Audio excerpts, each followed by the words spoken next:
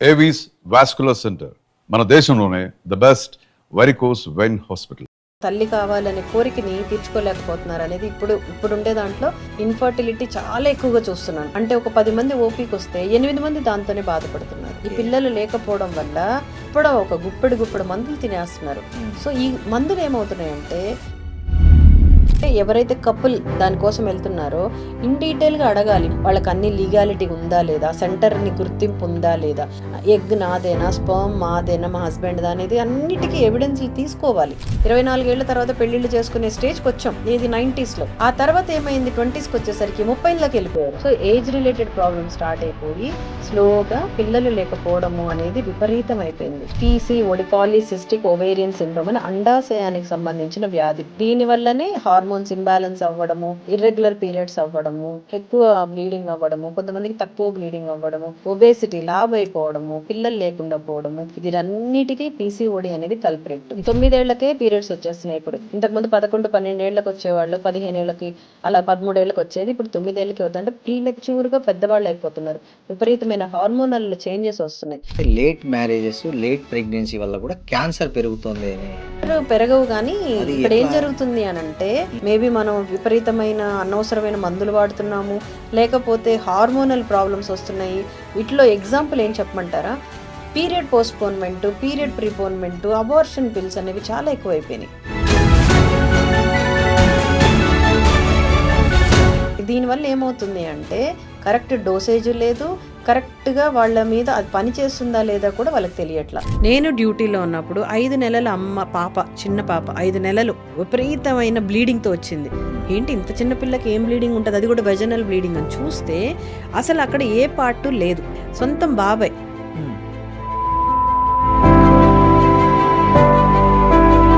Surgery 7 hours పట్టిందండి అవన్నీ set చేయడానికి, బ్లీడింగ్ ఆపడానికి. Welcome to iDream media. నేను మీ రొద్దం శ్రీనివాస్. ఇవాల్టి మన గెస్ట్ ఎవరో కాదు, ప్రముఖ గైనకాలజిస్టు డాక్టర్ స్రవంతి గాదిరాజు గారు. ఆమె గైనకాలజిస్ట్తో పాటు లాప్రోస్కాపిక్ సర్జన్ అండ్ సమాజ సేవలో కూడా ఆమె తన వంతు ప్రయత్నం చేస్తున్నారు. చాలా ఆదివాసీ మహిళల్లో అవగాహన నింపడం కానీ, తర్వాత అనాథ పిల్లల్ని దత్తత తీసుకోవడం కానీ, వికలాంగుల పిల్లలకి వాళ్ళకు సర్జికల్ ఇంప్లాంట్స్ అవన్నీ వాటికన్నిటికి కూడా సహాయం చేస్తున్నారు. ఆమె ఇవాళ మనతో ఉన్నారు, మాట్లాడదాం. మామూలుగా గైనకాలజీకి సంబంధించిన ఇష్యూస్తో పాటు అనేక అంశాలు మాట్లాడదాం. నమస్తే. నమస్తే అండి స్రవంతి గారు, ఎలా ఉన్నారు? బాగున్నానండి. ఓకే, ఎలా ఉన్నారు? నేను బాగున్నానండి. స్రవంతి గారు, ముఖ్యంగా గైనకాలజీ అంటే ఇప్పుడు జర్నలిజంలో ఒక సూత్రం ఉంది, ఏంటంటే jack of all master of none అనేది జర్నలిస్టిక్ ఇది ఒకటి ప్రిన్సిపల్, జర్నలిస్టుల గురించి అంటుంటారు. అలా గైనకాలజిస్టులు చెప్పాల్సి వస్తే Jack of all master of some అని చెప్పొచ్చు. అంతే, అవునా? అంతే అంతే. సో ఎందుకంటే మ్యాక్సిమం ఫిల్టర్ అయిపోతాయి మీ దగ్గర. అంటే ఈ స్పెషలైజేషన్ అనేది తర్వాత విషయం కానీ, బట్ ఒక ఎంట్రీ లెవెల్లో అనేది ఫస్ట్ గుర్తొచ్చేది ఉమెన్కు కానీ అమ్మాయిలకు కానీ ఏ సమస్య వచ్చినా కూడా ఫస్ట్ గుర్తొచ్చేది గైనకాలజిస్ట్. సో అలా మీరు గైనకాలజిస్ట్ కావాలనే ఆలోచనకు ఏంటి మీకు స్ఫూర్తి ఏంటి? అంటే మామూలుగా చాలా ఉన్నాయి కదా కోర్సులు. సో మీరు గైనకాలజీని స్పెషల్గా సజెస్ట్ చేసుకోవడానికి ఏంటి? ఫస్ట్ ఆఫ్ ఆల్ డాక్టర్ అవ్వాలి అనేది నాకు చిన్నప్పటి నుంచి, మా మదర్ స్టాఫ్ నర్స్, ఆవిడతో పాటు హాస్పిటల్కి వెళ్ళి డాక్టర్కి ఒక ఇమేజ్, అంటే డాక్టర్ని దేవతలా చూస్తారు, దేవుళ్ళలా చూస్తారు అని నాకు ఒక 3 years నుంచి నాకు మనసులో పడిపోయింది.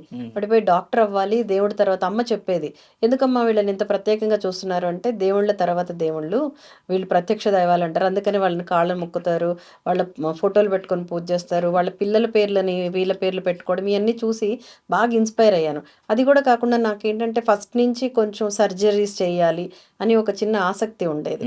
దాని తర్వాత కొంచెం సమాజ సేవ కూడా చిన్నప్పుడే, అమ్మ కొంచెం హెల్పింగ్ నేచర్ ఎక్కువ, ఆవిడతో పాటు అనాథ శరణాలయంకి వెళ్ళడం అలాంటివి చేసేటప్పుడు, సో మెడికల్ ఫీల్డ్ అయితే మనం ఎక్కువ సేవ చేయొచ్చు అనేది ఒకటి పడింది నాకు. మొత్తానికి సేవ చేయడం ఇంట్రెస్ట్, మనం బతుకుతూ ఇంకొకరికి బతుకునివ్వాలి అనేది సేవలో కాన్సెప్ట్. మామూలుగా అందరూ అందుకనే సేవ చేస్తారు. అంటే మనం ఒక 10 రూపాయలు సంపాదిస్తే మనం ఒక 8 రూపాయలు ఖర్చు పెట్టుకొని 2 రూపాయలు ఖర్చు పెడదాం, దాంట్లో మనకేం పెద్దగా నష్టం లేదు. బట్ వేరే వాళ్ళు హ్యాపీగా ఫీల్ అవుతారు కదా! ఆ దృష్టితోటి ఫస్ట్ మెడిసిన్ చేశాను. చేసిన తర్వాత ఎంబీబీఎస్ అయిన తర్వాత అన్ని గవర్నమెంట్ సీట్సే. ఎక్కడ డబ్బులు పెట్టే స్తోమత కాదు. Middle class families. చదువుకుంటే చదివిస్తాం గానీ డబ్బులైతే పెట్టము అనేశారు. సరే కష్టపడి చదువుకున్నాము. మెడిసిన్ సీట్ కొట్టాను. ఎంబీబీఎస్ తర్వాత నెక్స్ట్ పీజీ వస్తుంది. నాకు ఫస్ట్ నుంచి సర్జికల్ బ్రాంచెస్ ఇష్టం. గైనిక్ తీసుకోవడానికి కారణం ఏంటి అంటే, నేనొక చిన్న లేడీస్ పక్షపాతినని చెప్పాలి. అంటే చిన్నప్పటి నుంచి లేడీస్ మీద దౌర్జన్యాలు, అంటే హస్బెండ్ కొట్టడాలు, లేతే చంపేయడాలు ఇవన్నీ కొంచెం కొంచెం చూస్తూ ఉన్నాను. చదువుకునేటప్పుడే తెలిసేది. న్యూస్ పేపర్‌లో చూస్తే వయలెన్స్ ఎక్కువుంది లేడీస్ మీద. అండ్ వాళ్ళెవరికీ చెప్పుకోలేకపోతున్నారు. ఫ్యామిలీలో చెప్పుకోలేరు. సో, ఒక గైనకాలజిస్ట్ అయితే మనం వాళ్ళతోటి దగ్గరికెళ్ళొచ్చు. ఆ లేడీ దగ్గరికెళ్ళొచ్చు. వాళ్ళు మన దగ్గర మాట్లాడొచ్చు. సో, ఆ ఉద్దేశంతోటి లేడీకి సంబంధించింది తీసుకోవాలనిపిస్తుంది. అంటే మగవాళ్ళ మీద కోపం కాదు. బట్ ఒక చిన్న వాళ్ళ పక్షపాతం. పట్ల కన్సర్న్. కన్సర్న్. బికాజ్ వాళ్ళేంటంటే తల్లిగా, చెల్లిగా, ఒక కూతురుగా పెద్దవాళ్ళయ్యే కొద్దీ బాధ్యతలు పెంచుకుంటున్నారు గానీ, వాళ్ళకంటూ హెల్త్ గానీ, వాళ్ళకంటూ హ్యాపీనెస్ గానీ, వాళ్ళకంటూ ఒక క్లోజ్‌గా చెప్పుకునే ఇది లేకుండా పోతుంది. Because of various reasons. చిన్నప్పటి నుంచి వాళ్ళకి చాలా రకరకాల అడ్డంకులని చెప్పగలుగుతాను. సో, దాంతోటేమనిపించిందంటే లేడీస్‌కి దగ్గరగా ఉండాలి అని అనిపించింది. సో, వాళ్ళతో పంచుకోవాలి. వాళ్ళకేమన్నా మన వైపు నుంచి సహాయం చేయగలమా? అలా ఉద్దేశంతోటి సర్జికల్ బ్రాంచ్, గైనిక్ అయితే ఇవి నేను అనుకున్నట్టు. దాంట్లో కూడా నాకు కొంచెం ఆంకాలజీ మీద ఇంట్రెస్ట్. క్యాన్సర్స్ గురించి. సో, గైనిక్ ఆంకాలజీ కూడా ఫెలోషిప్ యూఎస్‌లో చేశాను దాని గురించి. సో, ఇంకొంచెం దాంట్లో మాస్టరీ చేయొచ్చు అనే ఉద్దేశంతోటి నేను గైనిక్ తీసుకోవడం జరిగింది. సో, ఇన్నేళ్ల నుంచి మీరు గైనకాలజిస్ట్‌గా పనిచేస్తున్నారు. లాప్రోస్కోపిక్ సర్జన్‌గా కూడా చేస్తున్నారు. మీరు ఆ లేడీస్ మీ దగ్గరికి చాలామంది వస్తుంటారు. మీరు అబ్జర్వ్ చేసిన మోస్ట్ కామన్ ప్రాబ్లమ్ ఏంటండి మీ ఎక్స్‌పీరియన్స్‌లో మామూలుగా అయితే లేడీస్‌లో? గైనిక్ ఆప్స్‌లో 2 ఉంటాయండి. ఒకటి ప్రెగ్నెన్సీస్, ఇంకొకటి గైనిక్ ప్రాబ్లమ్ అంటే గర్భసంచుల వ్యాధులు, అండాశయం వ్యాధులు. ప్రెగ్నెన్సీస్ అయితే ఇప్పుడు చూస్తే ఇన్‌ఫర్టిలిటీస్ చాలా ఎక్కువైపోయినాయి. పిల్లలు లేకపోవడం. హ్మ్. బాధ వర్ణనాతీతం. అంటే ఒక తల్లి కావాలనే కోరికని తీర్చుకోలేకపోతున్నారనేది ఇప్పుడుండే దాంట్లో ఇన్‌ఫర్టిలిటీ చాలా ఎక్కువగా చూస్తున్నాను. అంటే ఒక 10 మంది ఓపీకొస్తే 8 మంది దాంతోనే బాధపడుతున్నారు. హ్మ్. అంటే ఈ హార్మోన్స్ ప్రాబ్లము, పీసీఓడీ అని, ఫైబ్రాయిడ్స్ అని ఏవో రకరకాల ప్రాబ్లమ్స్ వల్ల పిల్లలు లేకపోవడం. ఎందుకు ఈ సమస్య ఇంత బాగా పెరిగిపోయింది అసలు? ఇన్‌ఫర్టిలిటీ పెరగడానికి కారణము మానవ తప్పిదం ఇది. ఎలా? మనం పాతకాలంలో చూసుకుంటే 20వ సెంచరీకి ముందు అంటే 20th సెంచరీ బిఫోర్ మనకు పిల్లలు లేకపోవడం అనేది ఎక్కడ ఉండేది కాదు. లేదు. చాలా ఒక్కొక్క రేరెస్ట్ ఫ్యామిలీలో ఆఫ్ ద రేర్ కేసెస్. నేనెక్కడో ఒక ఆంటీకి అది కూడా ఒక బాబు ఉన్నాడు. నాకు తర్వాత పిల్లలు పుట్టలేదు అని అంటే అది సెకండరీ ఇన్‌ఫర్టిలిటీ అంటాం. అలాంటివి చూస్తున్నాం. పిల్లలు లేకపోవడం అనేది అసలు దరిదాపుల్లో ఫ్యామిలీస్‌లో ఒక్కొక్కళ్ళకి 12, 15 మంది పిల్లలు. అవునండి. ఇంటి 12 నిండా మంది. పిల్లలు. అవును. అవును. కరెక్ట్. గంపెడు పిల్లలు అనేవాళ్ళం. కరెక్ట్. అలాంటిది ఇప్పుడు చూస్తే ఎక్కడ చూసినా నాకు పిల్లలు పుట్టట్లేదు. 20th సెంచరీ తర్వాత ఒక రివల్యూషన్ వచ్చింది సైన్స్‌లో. హ్మ్. గ్యాడ్జెట్స్ వచ్చేసాయి. ఓకే. అండ్ విప్లవాత్మకంగా మార్పులొచ్చేసినాయి. మెయిన్ కంప్యూటర్స్, సిస్టమ్ ముందు కూర్చొని వర్క్ చేయడము, రేడియేషన్ ఎఫెక్ట్ ఎక్కువైపోవడము, కాలుష్యం మెయిన్ చెట్లను కొట్టేస్తున్నాము. సో, మనకి ఆ పొల్యూషన్ లెవెల్ విపరీతంగా పెరిగిపోవడము. ఎందుకంటే ఇవన్నీ ఎందుకు చెప్పాల్సొచ్చింది అంటే, ప్రెగ్నెన్సీ రావాలి అంటే ఇన్‌ఫర్టిలిటీకి మెయిన్ కారణాలేంటి అంటే, అండాశయంలో అండము, మగవాళ్ళలో స్పెర్మ్. ఈ 2 చాలా సెన్సిటివ్ పార్ట్స్. ఈ 2 దెబ్బతింటున్నాయి. ఇవి 2 చాలా సెన్సిటివ్. మన ఒంట్లో అన్నిటికంటే సెన్సిటివ్ ఇవే. ఈ కణాలే. ఇవేంటి పొల్యూషన్ వల్ల తొందరగా చనిపోతున్నాయి. హ్మ్. ఆ చనిపోవడం వల్ల ప్రెగ్నెన్సీస్ సరిగ్గా రావట్ల. దానివల్ల హార్మోన్స్ సరిగ్గా లేకపోవడము. ఇంకొకటి చాలా ఇంపార్టెంట్ విషయాలు మనుషుల మనస్తత్వంలో చాలా మార్పులొచ్చేసాయి ఇప్పుడు. అప్పట్లాగా ఏదో కలిసి ఉండిపోదాము, అలా అడ్జస్ట్ అయిపోదాం అట్లా లేరు. ఇప్పుడేంటి మేము మా కాళ్ళ మీద నిలబడాలని అమ్మాయి అనుకోవడం, అబ్బాయి కూడా నేను కాంప్రమైజ్ అవ్వను, కొంచెం డబ్బులు రావాలి, ఆ తర్వాతే పెళ్లి చేసుకోనడం. అలాగే ఏం చేశారు, స్లోగా పెళ్లి టైం మారిపోయింది. హ్మ్. అప్పుడు పెళ్లి టైం అంటూ ఒకటుండేది. అసలు అక్కడ కరెక్ట్. విచిత్రంగా బాల్య బాల్య వివాహాలుండేవి. వివాహాలు అక్కడి ఇప్పుడు నుంచి స్లోగా మనం ఒక టైంకొచ్చి 24 ఏళ్ల తర్వాత పెళ్ళిళ్ళు చేసుకునే స్టేజ్‌కొచ్చాం. ఏది 90స్‌లో.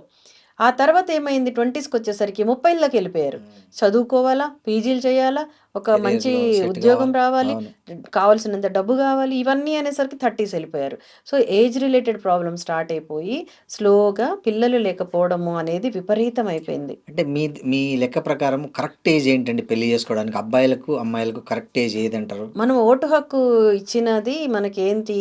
అది అంటే 18 మెచ్యూరిటీ ఇయర్స్‌కొస్తుంది. వచ్చిందని. మెచ్యూరిటీ అని. అవును. సో, మెచ్యూరిటీని ఓటు హక్కు అనుకున్నాం. సో, దానికంటే ఇంకొంచెం ముందుకెళ్ళాలి.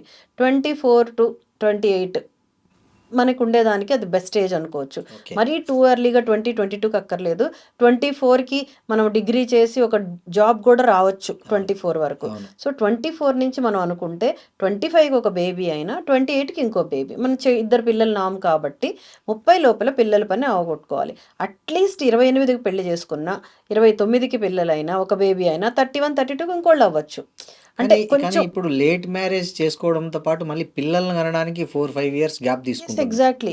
మళ్ళీ ఏంటంటే వాళ్ళకి స్పేస్ కావాలి, వాళ్ళిద్దరు అడ్జస్ట్ అవ్వాలి, వాళ్ళకి కొన్ని డెస్టినేషన్స్ ఉంటాయి. అంటే మేము ఆ ఊరు తిరగాలి, ఈ ఊరు తిరగాలి, పిల్లలు అనే వాళ్ళు వస్తే కమిట్మెంట్స్ ఉంటాయి, మనం ఏమీ చేయలేము, సో మనం ఎంజాయ్ చేయాలి. ఇలాగ నేను అదే చెప్తున్నాను, ఆలోచనలో చాలా మార్పులు వచ్చినాయి. అంటే తర్వాత వచ్చే వాటి గురించి ఆలోచించడం కంటే మనది ఇప్పుడు మనం ఎట్లా హ్యాపీగా ఉండాలి అనేది. ఇంతకుముందు ఫ్యూచర్ ప్లాన్స్ అంటూ కొన్ని పెట్టుకునేవాళ్ళు, ఇప్పుడు అలా కాదు. వాట్ టుడే, ఇప్పుడు ఉండే యువత ఏంటంటే ఈ ఈ రోజు రోజు ఎలా ఉంటున్నాము అనేది ఆలోచిస్తున్నారు. సో దానివల్ల ప్రాబ్లమ్స్ అనేవి స్టార్ట్ అవుతున్నాయి. ఇంకోటండి, ఈ మధ్య ఒక క్యాన్సర్ ఎక్స్పర్ట్ ఏం చెప్పారంటే లేట్ మ్యారేజెస్, లేట్ ప్రెగ్నెన్సీ వల్ల కూడా క్యాన్సర్ పెరుగుతుంది అనే కేసెస్ పెరుగుతున్నాయని క్యాన్సర్ అన్నారు. పెరగవు కానీ అది ఇక్కడ ఏం ఎట్లా? జరుగుతుంది అని అంటే ఉమ్, తర్వాత విపరీతమైన మందులు పెట్టేస్తున్నారు. ఈ ఓకే. పిల్లలు లేకపోవడం వల్ల ఉమ్, విపరీతమైన మందులు ఒక గుప్పెడు మందులు తినేస్తున్నారు. ఉమ్, సో ఈ మందులు ఏమవుతున్నాయంటే ఫస్ట్ కనిపెట్టినప్పుడు అన్ని అప్రూవల్స్ వచ్చినాయి అంటారు. కొన్ని రోజుల తర్వాత, కొన్ని సంవత్సరాల తర్వాత వీటి వల్ల ముప్పు ఉంది అని అంటున్నారు. అంటే ఉమ్. అప్పటికి కొన్ని వేల జరగాల్సిన మందులు నష్టం జరిగిపోద్ది. అవును. తర్వాత నష్టాన్ని గుర్తించి అప్పుడు చెప్పేసరికి అయిపోతుంది. సో క్యాన్సర్ అనేది లేట్ వాటి వల్ల కాదు కానీ మేబీ మనం విపరీతమైన అనవసరమైన మందులు వాడుతున్నాము, లేకపోతే హార్మోనల్ ప్రాబ్లమ్స్ వస్తున్నాయి. వీటిలో ఎగ్జాంపుల్ ఏం చెప్పమంటారా? పీరియడ్ పోస్ట్‌పోన్‌మెంట్, పీరియడ్ ఉమ్, ప్రీపోన్‌మెంట్, అబార్షన్ పిల్స్ అనేవి చాలా ఎక్కువైపోయినాయి. ఇట్స్ విచ్చలవిడిగా వెరీ దొరుకుతున్నాయి డేంజరస్. అవి అసలు అవసలు మెడికల్ అంటే స్టోర్లో. ఇంతకుముందు మనం ఏది ప్రిస్క్రిప్షన్ లేనిదే ఇవ్వకూడదు. కానీ మెడికల్ షాప్ వాడు ఎవరు వింటున్నారు? ఎవరైనా వీళ్ళు కానీ కొనుక్కునే వాళ్ళు వింటున్నారా? డాక్టర్ దగ్గరికి వెళ్దాము, డాక్టర్ సలహా తీసుకుందాం అనుకోవట్లేదు. దానికోసం డాక్టర్ దగ్గరికి ఎందుకు డాక్టర్ దగ్గరికి వెళ్తే 500 ఫీజు ఇవ్వాలి, ఎగ్జాక్ట్లీ. నిలబడాలి, కొద్దిసేపు వెయిట్ చేయాలి, నిలబడాలి. వాళ్ళు అదంతా ఏదేదో అనవసరం. చెప్తారు. దాని బదులు ఇక్కడ 50 రూపాయలు పెడితే మొత్తం వచ్చేస్తుంది కదా, అనుకుంటున్నారు డాక్టర్ కానీ రాసిచ్చేది కూడా అదే కదా అదే కదా. అని. ఇంకా ఈ మధ్య కొంతమంది గూగుల్ చేసుకుంటున్నారు, ఇది ఉంది దీనికి ఏ మెడిసిన్, ఏ టాబ్లెట్ అని. ఆ టాబ్లెట్ రాసుకుపోయి మెడికల్ స్టోర్లో ఎగ్జాక్ట్లీ. ఎగ్జాక్ట్లీ. దీనివల్ల ఏమవుతుంది అంటే కరెక్ట్ డోసేజ్ లేదు, కరెక్ట్గా వాళ్ళ మీద అది పని చేస్తుందా లేదా కూడా వాళ్ళకి తెలియట్లా. అందువల్ల ఏమవుతుంది అని అంటే వాటి వల్ల చెడు ప్రభావం ఎక్కువైపోతుంది. పోస్ట్‌పోన్‌మెంట్స్, ప్రీపోన్‌మెంట్స్, అబార్షన్ పిల్స్ అయితే విపరీతం. వద్దనుకుంటున్నాము ఈరోజు అనుకుంటే దానికంటే ఒక పద్ధతులు ఉన్నాయి. డాక్టర్తో మాట్లాడదాం అనుకోవట్లా. మెడికల్ షాప్ వెళ్ళి ప్రెగ్నెన్సీ పాజిటివ్ వచ్చిందంటే వాడు ఇప్పుడు మెడికల్ షాప్ అతనికి ఎంత ఉంటుందండి నాలెడ్జ్, ఆయనకి ఏ బ్రాండ్ ఎంత ఎక్కువ మంది ఇవ్వాలి. సర్టిఫికేట్ బీ ఫార్మ్స్ పెట్టుకుంటారు కానీ అంతే దాంట్లో కదా. అమ్మేదంతా 10th ఇంటర్ వాళ్ళే ఇప్పుడు ఎక్కువ. ఎంబీబీఎస్ వాళ్ళకి వాళ్ళు ఏ విధంగా పోటీ అవుతారు? ఏ విధంగా కాదు. ఆ నాలెడ్జ్ వాళ్ళకి ఎక్కడి నుంచి వస్తుంది? ఎటువంటిది రాదు. వాళ్ళకి ఏదో దగ్గుకి, జలుబుకి ఏదో అమ్మా సరే అమ్మ తలనొప్పికి వేసుకో, కడుపు నొప్పికి వేసుకో, విరోచనాలకి వేసుకో అంటే వీళ్ళు వేసుకోవడం. వీళ్ళది తప్పు, వాళ్ళది కాదు. ఎప్పుడూ కూడా మన వెళ్ళేదే వాళ్ళదే తప్పు. వినేవాడిది ఇప్పుడు 2 అంటాము. వినేవాడు తప్ప, చెప్పేవాడు తప్ప అంటే చెప్పేవాడు 100 చెప్తాడండి. అదే వినేవాడు కదా, ఎందుకు వినాలి? కరెక్ట్. వాడు ఇచ్చేవాడు ఏదేదో ఇస్తున్నాడు. నువ్వెందుకు తీసుకోవాలి? నీ హెల్త్ కదా, నీ బాడీ కదా. నువ్వు ఒక చీర కొనాలన్నా, ఒక షర్ట్ కొనాలన్నా ఎంత జాగ్రత్తలు తీసుకుంటావు? 10 షాపులు తిరుగుతావు. అది కరెక్టా కాదా? క్వాలిటీ ఉందా లేదా? ఇన్ని అడుగుతావు. నీ ఒంటి మీద ఎందుకు ధ్యాస లేదు? 10 రూపాయలకి పోతే చాలులే, 500 ఎందుకు అనుకుంటున్నావు కానీ ఆ 500 మీకు 5 ఏళ్ల ఆయుష్ను పెంచుతుంది. డాక్టర్ కరెక్ట్గా చెప్తారు, వద్దమ్మా ఇది వేసుకోకూడదు, పోస్ట్‌పోన్‌మెంట్ చేసుకోకమ్మా, గర్భసంచి గడ్డలొస్తాయి అంటే వాటి వల్ల వచ్చే దుష్ప్రభావాలు చెప్తారు కదా అంటే డాక్టర్ గారు. పోస్ట్ పోన్ టాబ్లెట్ వేసుకోవడం వల్ల గర్భసంచిలో గడ్డలు వస్తాయా? మరి హార్మోన్స్ని మనం అంతా మార్చేస్తున్నాం. గర్భసంచికి అర్థం కాదు, అండాశయానికి అర్థం కాదు. ఇప్పుడు గడ్డలు పెరిగిపోతున్నాయి, అండాశయానికి సిస్టులు పెరిగిపోతున్నాయి, లోపలంతా ఒక అలజడి. ఆ లోపల బాడీలో అంతా అలజడి సృష్టిస్తున్నారు ఇవన్నీ ఇచ్చేసి, ఇవ్వకూడని మందులన్నీ ఇచ్చేసి. మరి పాతకాలంలో ఇవే పూజలు ఉన్నాయి, మరి అప్పుడు ఎందుకు పోస్ట్‌పోన్‌మెంట్స్ వేసుకోలేదు మందులు లేక? నేచర్ కోసం పోరాడేవాళ్ళు. ఓకే ఏమైంది పక్కన కూర్చుందాం, ఈరోజు పూజకు పోకపోతే అనుకునేవాళ్ళు. అదేదో ప్రాణాపాయం కాదు కదా. ఇప్పుడు చిన్న ట్రావెల్ ఉన్నా పోస్ట్‌పోన్‌మెంట్, చిన్న పూజ ఉన్నా పోస్ట్‌పోన్‌మెంట్, ఏదో పెళ్ళి తప్పదు పెద్దవి అనుకుంటే సరే. చిన్న చిన్న వాటికి కూడా అలా వాడేస్తే ఎలాగండి? సో వాటి వాడొద్దంటారు. వల్ల విపరీతమైన సైడ్ ఎఫెక్ట్స్. ఓకే. అలాగే అబార్షన్ పిల్స్ అంటే ఏంటి? ఒక జస్ట్ లైక్ ఏ పాయిజన్ కదా. లోపల బేబీని చంపేయాలి అని అంటే ఎంత మెడిసిన్ అది. అవును. దానివల్ల మనం ఎంత ఎంత ప్రాబ్లం తెచ్చుకుంటున్నాం. Very easy. ఊరికనే 72 అవర్స్‌లో ఒక పిల్ ఏసేసుకున్నామా, ప్రెగ్నెన్సీ పాజిటివ్ అనంగానే ఒక పిల్ ఏసేసుకున్నామా, వాటిలో 100లో 90 మందికి పోతది దానివల్ల. అది చాలనుకుంటారు. మిగతా 10 మంది ఎంత నరకం అనుభవిస్తారో, ఎంతమంది చనిపోతారో అయి వీళ్ళకి తెలీదే కామన్ పబ్లిక్‌కి. ఇంకోటండి, పిల్లలు పుట్టకుండా కూడా పిల్ వాడి అది మంచిదే. మంచిదేనా అది అది? గర్భనిరోధక మాత్రలు. అది మంచిదా? కొన్ని సంవత్సరాల నుంచి వేసుకున్న కొన్ని లక్షల మంది వాడారు. ఓకే. దానివల్ల ఎటువంటి ఇబ్బంది లేదు. ప్రాబ్లమ్ లేదు. No, not okay. At all. అది చక్కగా పోస్ట్‌పోన్‌మెంట్ చేసుకోవచ్చు. పిల్లలు వద్దనుకుంటే మళ్ళీ కావాలనుకున్నప్పుడు ఆ పిల్స్ మానేయొచ్చు. ఆపేస్తే వాడుకోవచ్చు. వాటి వల్ల ఎటువంటి అది ఇబ్బంది సేఫ్ లేదు. అంటారైతే. సేఫ్. ఓకే. దానికి బదులు అంటే ఏం ఏసుకోకుండా అబార్షన్ చేసుకునే బదులు ఇదేసుకోండి. లేకపోతే లూప్ అని దొరుకుతుంది. అదేసుకోండి. అవన్నీ వాడకుండా వదిలేస్తారు. ప్రెగ్నెన్సీస్ రాంగానే లబోదిబోమంటూ ఈ పిల్స్ వేసుకుంటారు. ముఖ్యంగా ఈ మధ్య ఉమెన్‌లో ముఖ్యంగా పిల్లల్లో చూస్తున్నదేంటంటే ఇర్రెగ్యులర్ పీరియడ్స్. అదేవిధంగా హెవీ బ్లీడింగు. హ్మ్. ఎక్కువ రోజులు బ్లీడింగ్ అవ్వడము. సో, ఇవి ఎందుకండి ఈ కేసులు బాగా పెరుగుతున్నాయి? ఇది ఇప్పుడే మనం చెప్పుకున్నదే. హ్మ్. మానవ తప్పిదాలు ఇవన్నీ కూడా. పొల్యూషన్‌ని పెంచేసాము. హ్మ్. విపరీతంగా తినడంలో పొల్యూషన్, తాగడంలో పొల్యూషన్, పీల్చడంలో పొల్యూషన్, బ్రెయిన్ పొల్యూషన్. బ్రెయిన్‌లో కూడా అన్ని పొల్యూషనే అవుతున్నాయి. ఏవేవో వింటున్నారు వీళ్ళు. Easy access. దీనివల్ల ఏమవుతుందంటే ఒంట్లో హార్మోన్స్ విపరీతమైన హార్మోనల్ చేంజెస్ వచ్చేస్తున్నాయి. చిన్న పిల్లల్లో చిన్న ముఖ్యంగా పిల్లల్లో కూడా. 8థ్ క్లాస్, తల్లి 9థ్ కడుపులో క్లాసు. నుంచే. అవును. తల్లి కడుపులో నుంచే వీళ్ళలో వాళ్ళకు విపరీతమైన ఛార్జ్. వాళ్ళకేంటి సొల్యూషన్ దీనికి? Irregular periods. ఫస్ట్ హ్మ్. ఫస్ట్ ఆఫ్ ఆల్ 9 ఏళ్లకే పీరియడ్స్ వచ్చేస్తున్నాయి ఇప్పుడు. హ్మ్. ఇంతకుముందు 11, 12 ఏళ్ళకి వచ్చేవాళ్ళు. 15 ఏళ్ళకి అలా 13 ఏళ్ళకి వచ్చేది. ఇప్పుడు 9 ఏళ్ళకే అవుతుంది. అంటే ప్రీమెచ్యూర్‌గా పెద్దవాళ్ళు అయిపోతున్నారు. విపరీతమైన హార్మోనల్ చేంజెస్ వస్తున్నాయి. సో వీటికేమంటాము అంటే తల్లి కడుపులో ఉన్నప్పుడే తల్లికే మంచి ఆహారం, సమతుల్య ఆహారం, పొల్యూషన్ లేని ఆహారం, ఆర్గానిక్ ఫుడ్ అంటే పిండం ఫార్మ్ అయ్యేటప్పుడే మనం అప్పటినుంచే జాగ్రత్తలు తీసుకొని, పుట్టిన తర్వాత కూడా ఇప్పుడు ఫుడ్ ఏంటండి ఏదంటే అది. ఎప్పుడు చూసినా డబ్బాల్లో దొరికేవి. ఇంతకుముందు అట్లా ఉండేది కాదు కదా!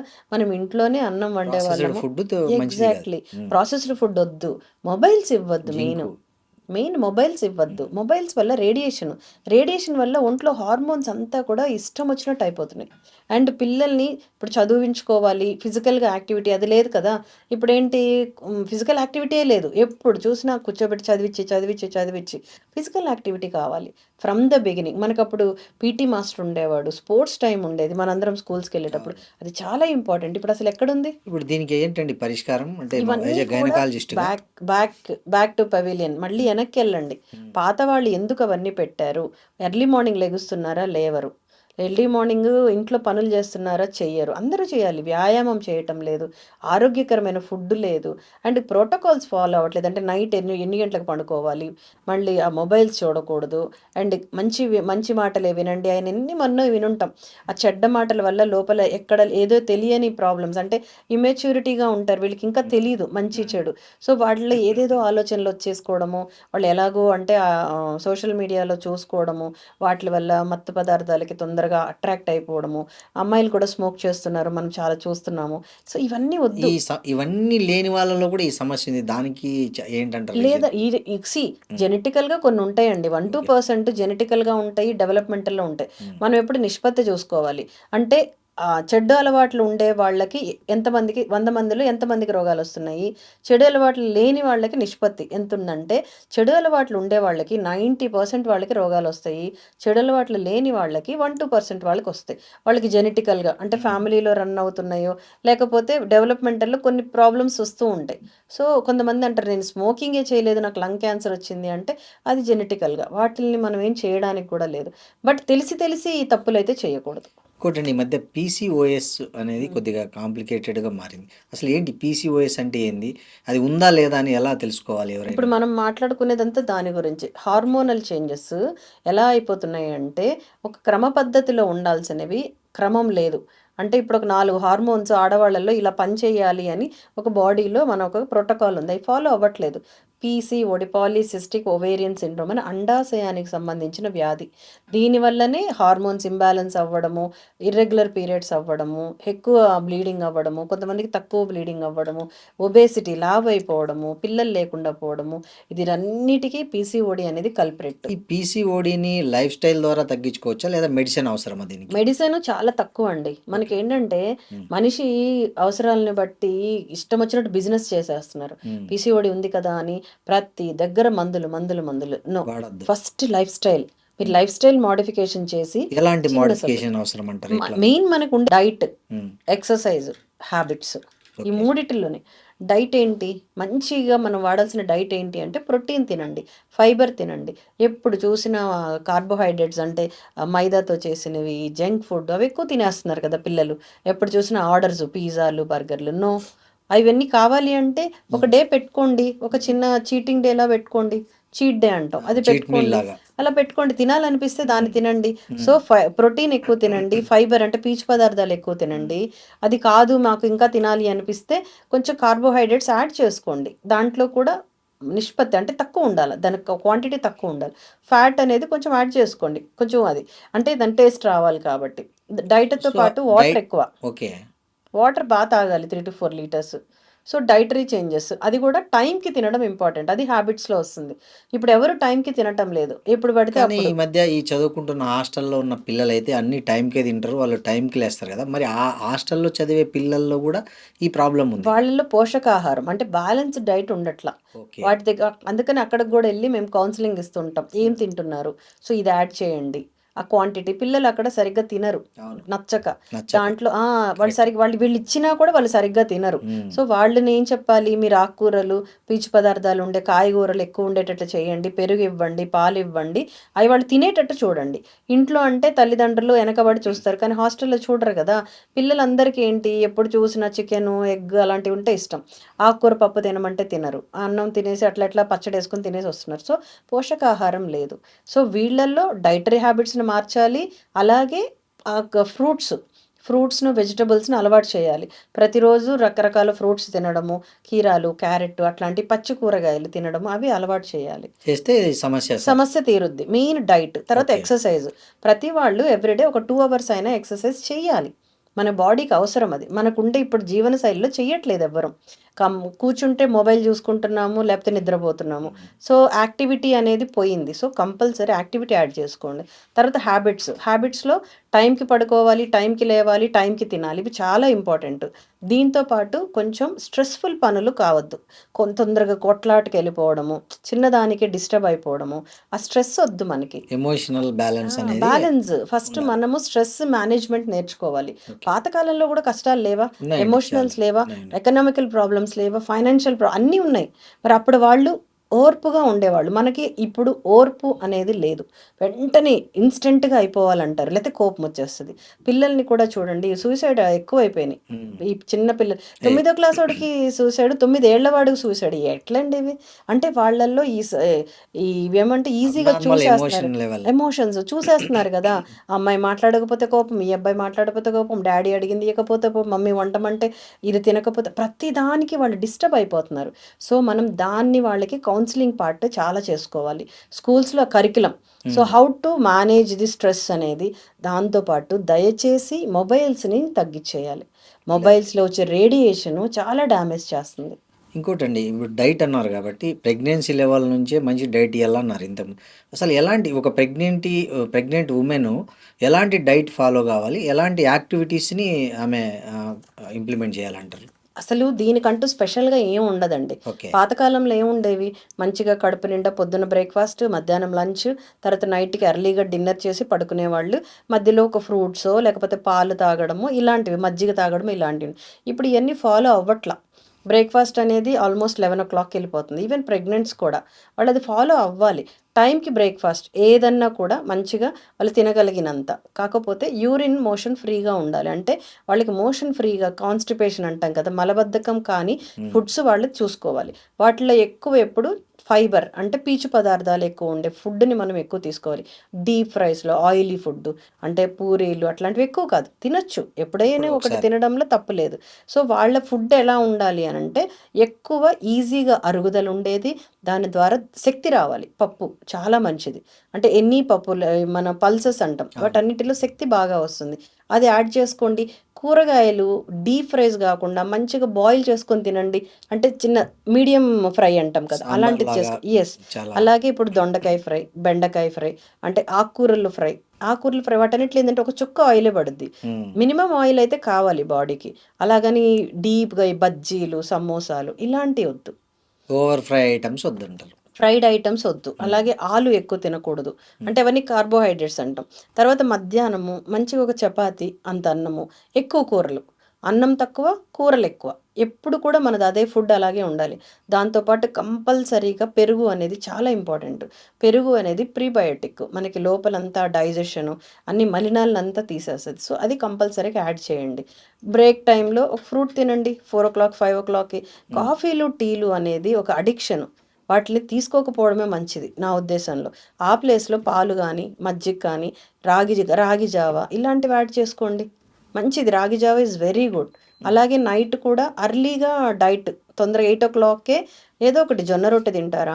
రాగితో ఏదైనా ముద్ద తింటారా? లేదా రైస్ తింటారా? ఇది ప్రెగ్నెన్సీలో కొన్ని రకాల ఫ్రూట్స్ కొన్ని అవాయిడ్ చేయాలంటారు. అది అస్సలు కరెక్ట్? ఉండదండి. బొప్పాయి హ్యాపీ ఎగ్జాంపుల్. అదేదో ఉంది మిస్‌నామర్స్. అవసరం లేదు. కానీ ఇట్స్ ఓకే. వద్దు అనుకుంటే వద్దు. మనకెందుకు అలాగా స్ట్రెస్, అది తినేసాను ఏమైందో, నువ్వులు తింటే ఏమైందో. So, that's fine. ఒక 2, 3 కదా! అలా ఇవ్వకండి. మేమైతే సైంటిఫికల్‌గా బుక్‌లో ఎక్కడా లేదు. హ్మ్. అయినా కూడా వద్దు అనుకుంటే వద్దు. హ్మ్. అవాయిడ్ చేయండి వద్దు అనుకున్న ఫుడ్డు. ఓకే. సరే ఈ మధ్య ఈ ఈ కుటుంబ నియంత్రణ మీద కూడా చాలా రకరకాల అపోహలున్నాయి యెస్. జనాలకి. యెస్. సో, కొన్ని చేసుకుంటే బెటరు కొన్ని. ఇంకోటి మేజర్‌గా కుటుంబ నియంత్రణ అంటే లేడీసే చేయించుకుంటున్నారు. పురుషుల్లో కూడా కుటుంబ నియంత్రణ ఉంది. హ్మ్. కానీ చాలా రేరెస్ట్ ఆఫ్ ద రేర్ ఉంటారు. 100 యెస్. మంది యెస్. తీసుకుంటే 99 మంది విమెన్ ఉంటున్నారు. ఒక పర్సన్ మేల్ ఉంటున్నాడు. ఈ కుటుంబ నియంత్రణలో నిజంగా ఏది బెస్టు? దానికి కొన్ని ఆపరేషన్స్ చేయించుకోవడం వల్ల చాలా లావు అయిపోతున్నాం మేము. ఈ ఆపరేషన్ చేసుకొనే మేము ఇంత లావయ్యాం, లేకపోతే బాగా సన్నగున్నాం అనే కామెంట్స్ కూడా వింటుంటాం. యెస్. ఇది ఎంతవరకు కరెక్ట్? ఫస్ట్ పాయింట్ ఏంటంటే సర్జరీ చేసుకుంటే లావు అవుతున్నాం అనేది తప్పు. హ్మ్. అది అసలు మిస్‌నామర్. ఓకే. ఎందుకు లావైతారు అంటే ఏ చిన్న సర్జరీ అయ్యంగానే అందరూ విపరీతంగా టెన్షన్ పడిపోయి కూర్చొని తింటుంటారు. రెస్ట్ టోటల్‌గా రెస్ట్‌లోకి వెళ్ళిపోతారు. హ్మ్. బెడ్ మీద నుంచి లేవరు. సో, దానివల్ల లావవుతారు కానీ ప్రపంచంలో ఏ సర్జరీతో లావవ్వరండి. ఓకే. అది పెద్ద మిస్‌నామర్. కానీ ఆ సర్జరీ అయిన తర్వాత ఇట్లా ఇంట్లో వాళ్ళకి విపరీతమైన ప్రేమతో వచ్చేసి, అమ్మో! సర్జరీ అయిందని కీమా పెట్టడం. అంటే హ్యాపీగా వాళ్ళని హై ఫ్యాటీ డైట్‌లో పెట్టేస్తారు. హ్మ్. అది తప్పు. So, okay. దానివల్ల లావవుతారు. హ్మ్. కుటుంబ నియంత్రణకొస్తే ఇటుపక్క మేల్స్‌కి వాసెక్టమీ అని, ఫీమేల్స్‌కి ట్యూబెక్టమీ అని సర్జరీస్ ఉన్నాయి. పాతకాలంలో ఏంటంటే మేల్స్ యూజ్డ్ టు వర్క్. వాళ్ళు యెస్. ఆఫీస్‌కెళ్ళేవాళ్ళు. ఆ సర్జరీ వల్ల ఆ 10, 15 డేస్ కూడా లీవ్ ఎందుకు అని చెప్పి లేడీస్‌ని చేసుకోమనేవాళ్ళు. కానీ మగవాళ్ళ surgery is more easy and safe. ఆడవాళ్ళతో పోలిస్తే. ఆ! బికాజ్ ఆడవాళ్ళకి పొట్ట కట్ చేయాలి మళ్ళీ. మగవాళ్ళకి కటింగ్స్ ఏముండవు. చిన్నది అంతే అంత దాంట్లోంచి చేసేస్తాము. వాళ్ళు within 1 day they can go to other works. అంటే మీరు ఆఫీస్‌కి కూడా వెళ్ళిపోవచ్చు. చిన్నవి చెప్తాం. బైక్ కిక్ కొట్టొద్దు. మంచి గట్టిగా ఉండే గార్మెంట్స్ ఏసుకోండి. ఇలాంటి చిన్నవి సలహాలు ఇస్తాం. కానీ ఫస్ట్ నుంచి ఉన్న నేను చెప్తున్నాను కదా! పురుషాధిక్యం అనే అంటది ఇంట్లో. మేమేంటి చేయించుకునేది అని చెప్పి లేడీస్‌నే చేయిస్తున్నారు. పాపం మంచి వాళ్ళున్నారు. వాళ్ళు మా వైఫ్‌కొద్దండి మేము చేయించుకున్నామని మా దగ్గరకొచ్చినప్పుడు we feel very happy. Very cooperative husbands అర్థం చేసుకుంటారు. సో, మగవాళ్ళు చేసుకోవడమే మంచిది. ఈ రెండిటిల్లో చెప్తే. కాకపోతే వీళ్ళు ఆఫీస్‌కెళ్ళాలి, మాకు లీవ్‌లు అయన్నీ ఎందుకు అని చేసుకుంటారు కానీ, దీంట్లో ఇద్దరిట్లో 2 సేఫే. రెండిట్లో ఎటువంటిది అంటే ఇది మంచిది, ఇది చెడ్డదని లేదు. 2 కానీ సేఫ్. 2 సేఫే. But more easier is males చేసుకోవడం. ఆడవాళ్ళకి ఆల్రెడీ పాపం డెలివరీస్‌తో ఇబ్బందులు పడ్డారు కదా! నా సైడ్ నుంచి నా రిక్వెస్ట్ ఏంటంటే డెలివరీలతోటి వాళ్ళు ఎలాగూ పెయిన్స్ అవన్నీ పడ్డారు. సో, మీ సైడ్ నుంచి ఇది గాని చేసుకుంటే మీకు కొంచెం వాళ్ళని సేవ్ చేసినట్లవుతారు. ఎలాగో సిజేరియన్స్ ఎక్కువైపోయినియి. సిజేరియన్‌లో అయిపోతది కాబట్టి ఇట్స్ ఓకే. కాకుండా చేసుకోవాల్సి సెపరేట్‌గా వచ్చినప్పుడు నార్మల్ డెలివరీల విషయం. నార్మల్ డెలివరీస్ గానీ, కొంతమంది కొన్ని రోజుల తర్వాత చేసుకుందాం అనుకున్న వాళ్ళు మళ్ళీ ఆడవాళ్ళని ఇబ్బంది పెట్టకుండా కొంచెం పెద్ద మనసుతోటి మగవాళ్ళు గాని చేసుకుంటే అది చాలా బెనిఫిట్. ఈ మధ్య అండి ఇంకొకటి చాలామంది సింగిల్ చైల్డ్ పేరెంట్స్ ఉంటున్నారు. హ్మ్. సో, కొన్ని దురదృష్టకర సంఘటనల్లో ఆ పిల్లలు ఏదో ఒకటి కావడము అట్లా జరుగుతుంది. అలాంటి టైంలో మళ్ళీ అసలు తిరిగి ఆపరేషన్ చేయించుకుంటే పిల్లలు పుట్టే అవకాశం ఉందా? యెస్. ట్యూబల్ రీకెనలైజేషన్ అంటాం. ట్యూబ్స్ అని ఉంటాయి. Fallopian tubes. ఓకే. వాటిల్ని కట్ చేసేస్తామనమాట పిల్లలొద్దు అనుకుంటే. ఓకే. ఎవరికైనా అంతే. వాసెక్టమీలో కూడా వాస్ అని ఉంటుంది. దాన్ని కట్ చేస్తాం. యానిమల్స్‌లో కూడా సేమ్ ఇలాంటివి ఉంటాయి. కట్ చేస్తాం డక్ట్స్. వీటిల్ని మళ్ళీ రీయూనైట్ చేయొచ్చు. సేమ్ ఇప్పుడు వాటర్ పైపు డిస్కనెక్ట్ అయిపోతే మళ్ళీ దాన్ని పక్కన ఎలా పెడతామో యెస్. దాన్ని చెయ్యొచ్చు. హ్మ్. ఛాన్సెస్ ఉంటాయి. బట్ నిష్పత్తి. అంటే కట్ చేసినప్పుడు ఆ ట్యూబ్‌ని ఎంత కట్ చేశారు? ఇప్పుడు మనం చేసినప్పుడు ప్రాపర్‌గా సెట్ అయిందా లేదా? సో, దాని గురించి దానికి మనం ఏం చెప్తాం ఛాన్సెస్ చెప్తాం. ఛాన్సెస్ ఆఫ్ ప్రెగ్నెన్సీ వాళ్ళకి ఎక్స్ప్లెయిన్ చేస్తాం. ఎంత ఛాన్సెస్ ఉంటదండి మాక్సిమం? Depends again. ఇప్పుడు చాలా రోజులు అయిపోయింది అనుకోండి ఛాన్సెస్ తక్కువ. కొంతమంది 20 ఏళ్ల తర్వాత చేసుకుంటారు. తొందరగా చేసుకుంటే ఛాన్సెస్ ఎక్కువ. తొందరగా అంటే ఎన్ని సంవత్సరాల లోపల చేసుకోవాలి? యూజువల్గా ఏంటంటే 2 to 3 ఇయర్స్ వాళ్ళకి మంచి ఛాన్సెస్ ఉంటాయి. అంటే ఏజ్ కూడా వాళ్ళకి యంగ్ ఉంటారు కాబట్టి. ఓల్డ్ అయ్యే కొద్దీ రిపేర్ అంటాం దాన్ని. ఆ రిపేర్ అంత కరెక్ట్గా రాదు. అలాగే రిపేర్ చేయడానికి కొన్ని మనకి రిక్వైర్మెంట్స్ ఉంటాయి. అవి ఫుల్ఫిల్ అయితే మంచిగా 60 to 70% ఛాన్సెస్ ఉంటాయి. అవి కరెక్ట్గా ఫుల్ఫిల్ అవ్వకపోతే ఛాన్సెస్ తక్కువ. జనరల్గా ఎంత ఉంటుందండి మీ ఎక్స్పీరియన్స్? నేను టచ్ వుడ్ నేను చేసినవన్నీ సక్సెస్ అయినాయి. టచ్ వుడ్ నేను గవర్నమెంట్లో చేశాను, ప్రైవేట్లో చేశాను. లక్కీగా ఆల్మోస్ట్ అన్ని, అంటే అదర్వైజ్ వేరే ప్రాబ్లమ్స్ వల్ల, అంటే వేరే ఉంటాయి అన్నమాట క్యారెక్టర్స్, అవి మనం ఏం చేయలేము. అలా కాకుండా పర్ఫెక్ట్గా ఓన్లీ ఇదే ప్రాబ్లం అయితే మాత్రము సక్సెస్ రేటు బాగుంటుంది. ఇంకోటి అండి, ఈ పాప్ స్మియర్ టెస్ట్ అనేది ఎప్పుడు చేయించుకోవాలి ఉమెన్ ముఖ్యంగా? అసలు ఎందుకు చేయించుకోవాలి? మీకు తెలిసిన బెస్ట్ సెల్ఫ్ ఎగ్జామినేషన్ ఏంటి? పాప్స్మియర్ ఇప్పుడు మీరు చెప్పింది స్క్రీనింగ్ అంటాం. పాప్స్మియర్ అంటే స్క్రీనింగ్ ప్రోగ్రామ్. మన ఇండియాలో క్యాన్సర్ సర్విక్స్ అనేది చాలా హైగా ఉంది. అంటే గర్భసంచి ముఖద్వార క్యాన్సర్ తోటి మహిళలు 8 నిమిషాలకు ఒకరు చనిపోతున్నారు. అంత హెవీగా ఉంది డెత్ రేట్. సో దాన్ని తగ్గించాలి అని అంటే మనకి చాలా ఈజీ వే వచ్చేసేసి స్క్రీనింగ్ అంటే ఫ్యూచర్లో మనం ఏమైనా క్యాన్సర్స్ పడతామా ఆ బారిన అనేది ఈ టెస్ట్ ద్వారా తెలుస్తుంది. దాన్ని పాప్స్మియర్ అంటారు. ఈ గర్భసంచి ముఖద్వారం నుంచి వాటర్ లాంటిది ఉంటుంది, దాన్ని తీసి టెస్టింగ్కి పంపించినప్పుడు దాంట్లో కొన్ని కణాలు, అంటే డౌట్ఫుల్ కణాలు వస్తాయి. సో దీనివల్ల క్యాన్సర్ వస్తుంది అనుకుంటే దానికి ట్రీట్మెంట్స్ ఉంటాయి. సో బయటపడిపోవచ్చు. సో వీటిని ఏంటంటే మనం యూజువల్గా 30 ఇయర్స్ నుంచే, అంతకుముందు 40+ చెప్పేవాళ్ళము. ఇప్పుడు అవసరాన్ని బట్టి, అంటే వైట్ డిశ్చార్జ్ కొంతమందికి అవసరం అనిపిస్తే కొంచెం అర్లీగా కూడా చేస్తాం. బట్ 40+ తర్వాత సంవత్సరానికి ఒకసారి పాప్స్మియర్ అనేది చేసుకోవాలి. దీంట్లో ఇప్పుడు లేటెస్ట్గా కూడా వచ్చింది. పాప్స్మియర్లోనే LBC అని, లిక్విడ్ బేస్ సైటాలజీ అని ఒక బ్రష్ లాంటిది ఉంటుంది. దాంతో వాటర్ లాంటిది తీసి దాంట్లో టెస్ట్ చేస్తాం. ఎంత కాస్ట్ ఉంటుందండి ఇది టెస్ట్ మామూలుగా? ఎంతండి, అన్ని గవర్నమెంట్ హాస్పిటల్స్లో ఫ్రీనే ఉంది. గవర్నమెంట్ హాస్పిటల్స్లో ఇది ఉంది ఫ్రీ. గవర్నమెంట్ హాస్పిటల్లో ఫ్రీ ఉంది. చాలా మందికి తెలియదు. కొన్ని స్వచ్ఛంద సంస్థలు కూడా లో కాస్ట్ లో చేస్తాయి. నేను ఒక క్యాన్సర్ దానికి పనిచేస్తాను, స్వస్థభ క్యాన్సర్ అని, దానికి నేను one of the director. So మనము చాలా అది ఫ్రీగా చేస్తున్నాం. క్యాంప్స్ పెట్టి ఫ్రీగా చేస్తాము. అలాగే కొన్ని దగ్గరలో రెగ్యులర్గా చేస్తుంటాము ఒక ఆఫీస్లో. అలా కాకుండా బయట కూడా ఎంత ఎక్కువ ఉండదండి, 1500 కంటే ఎక్కువ ఉండదు. దాంట్లో కొంచెం హయ్యర్ అండ్ వెళ్ళడం అంటే 2000, మ్యాక్సిమం 2500. సో బట్ దాని బెనిఫిట్ అనేది మనం అసలు మాటల్లో చెప్పలేం. అంటే మనకి ఎర్లీగానే తెలిసిపోద్ది క్యాన్సర్. అప్పుడు దానికి సంబంధించిన వేరే వైద్యం ఉంటుంది, అది చేసుకుంటే బయటపడిపోతాం. అంటే ఇది ఎలా గుర్తించవచ్చండి? అంటే తనకు ఆ అండాశయ క్యాన్సర్ రాబోతుంది, గర్భసంచి ఆ నీటిలో దానికి సంబంధించిన నమూనాలు దొరుకుతాయి మనకి. వాళ్ళకేమన్నా ఫిజికల్ గా అది ఎప్పటికంటే ఇది స్క్రీనింగ్. సిమ్టమ్స్ ఎప్పుడు వస్తాయి వాళ్ళకి? స్టేజ్ 1 దాటిపోయిన తర్వాత వస్తున్నాయి. ఒకవేళ వస్తే ఎట్లాంటి వాటికి ట్రీట్మెంట్? అవి తెలుపు అవ్వడము, ఎరుపు అవ్వడము, వాసన రావడము, భార్యాభర్త కలిసినప్పుడు బ్లీడింగ్ రావడము, అది ఒక మనిషి కూడా వెయిట్ తగ్గిపోవడము, అది ఒక లాంటికి తినేస్తూ ఉంటుంది మనిషిని. ఈ స్క్రీనింగ్కి ఏంటి అంటే అర్థము, మనకి లేట్గా వచ్చే క్యాన్సర్లు కనుక్కోవడమే స్క్రీనింగ్. ఎన్ని సంవత్సరాల్లో వచ్చే క్యాన్సర్ ను డిటెక్ట్ చేయొచ్చు? అర్లీగా. ఇప్పుడు మనకి మామూలుగా పేషెంట్గా రావడానికి నాకు స్టేజ్ 2A అలాంటి పేషెంట్స్ వస్తారు. కానీ మనము CIN అంటే ఇన్సిటు, లోపల కణాల్లో ఇంకా స్టార్ట్ అవుతున్నప్పుడే నేను పాప్స్మియర్ ద్వారా కనుక్కోగలను. అంటే మనకి ఇంకా 2-3 ఏళ్లలో క్యాన్సర్ వస్తుంది అనేది మనకి ఇప్పుడే తెలిసిపోతుంది. అలా తెలిసినప్పుడు ట్రీట్మెంట్ ముందే, దీనికి ట్రీట్మెంట్ ఉంటుంది. సో క్యాన్సర్ని పూర్తిగా మనం ఇక్కడే నివారించవచ్చు. అందుకని ప్రతి మహిళని 40+ వాళ్ళని మేము బ్రతిమాలుకుంటాం. కౌన్సిలింగ్ ప్రోగ్రామ్స్ ఇదే, పాప్స్మియర్ చేసుకోండి. ఎందుకంటే అన్ని క్యాన్సర్లకి ఈ ఫెసిలిటీ లేదు. ఈ క్యాన్సర్ సర్విక్స్కి ఉంది, మరి దాన్ని ఎందుకు యూటిలైజ్ చేసుకోరు? అండాశయం క్యాన్సర్కి లేదు అలాంటి ఫెసిలిటీ. అలాగే గర్భసంచి పైన బాడీ క్యాన్సర్కి లేదు. అలాంటివి లేని వాటికి మనం ఎలా చేయలేము, ఉన్న వాటిని యూటిలైజ్ చేసుకోవచ్చు కదా. అలాగే బ్రెస్ట్ క్యాన్సర్కి స్క్రీనింగ్ ఏంటి, మ్యామోగ్రామ్ అని ఒకటి ఉంది. అలాగే సెల్ఫ్ ఎగ్జామినేషన్, వీటిల్లో రకరకాలు. ఒకటి సెల్ఫ్ ఎగ్జామినేషన్. సెల్ఫ్ ఎగ్జామినేషన్ వీళ్ళకి నేర్పిస్తామన్నమాట. 20 ఏళ్ల నుంచి మొదలెట్టేసుకుంటే నేర్చుకుంటారు. బ్రెస్ట్ ని నెలలో ఒక డేట్ పెట్టుకోవాలి. లైక్ నాకు పీరియడ్ అయిపోయిన తర్వాత 10th ఇది పెట్టుకోండి అని వాళ్ళకి ఎక్స్ప్లెయిన్ చేసి వాళ్ళకి ఎలాగ వాళ్ళని బ్రెస్ట్ ఎగ్జామిన్ చేసుకోవాలో నేర్పిస్తాం. అండ్ అంటే వాళ్ళకి వాళ్ళే అద్దం ముందు నిలబడి చేసుకోవచ్చు బ్రెస్ట్ని.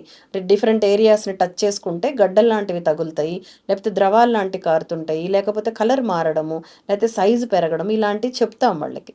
సెల్ఫ్ ఎగ్జామినేషన్ BSI అంటే బ్రెస్ట్ సెల్ఫ్ ఎగ్జామినేషన్, BSE అంటాం దాన్ని.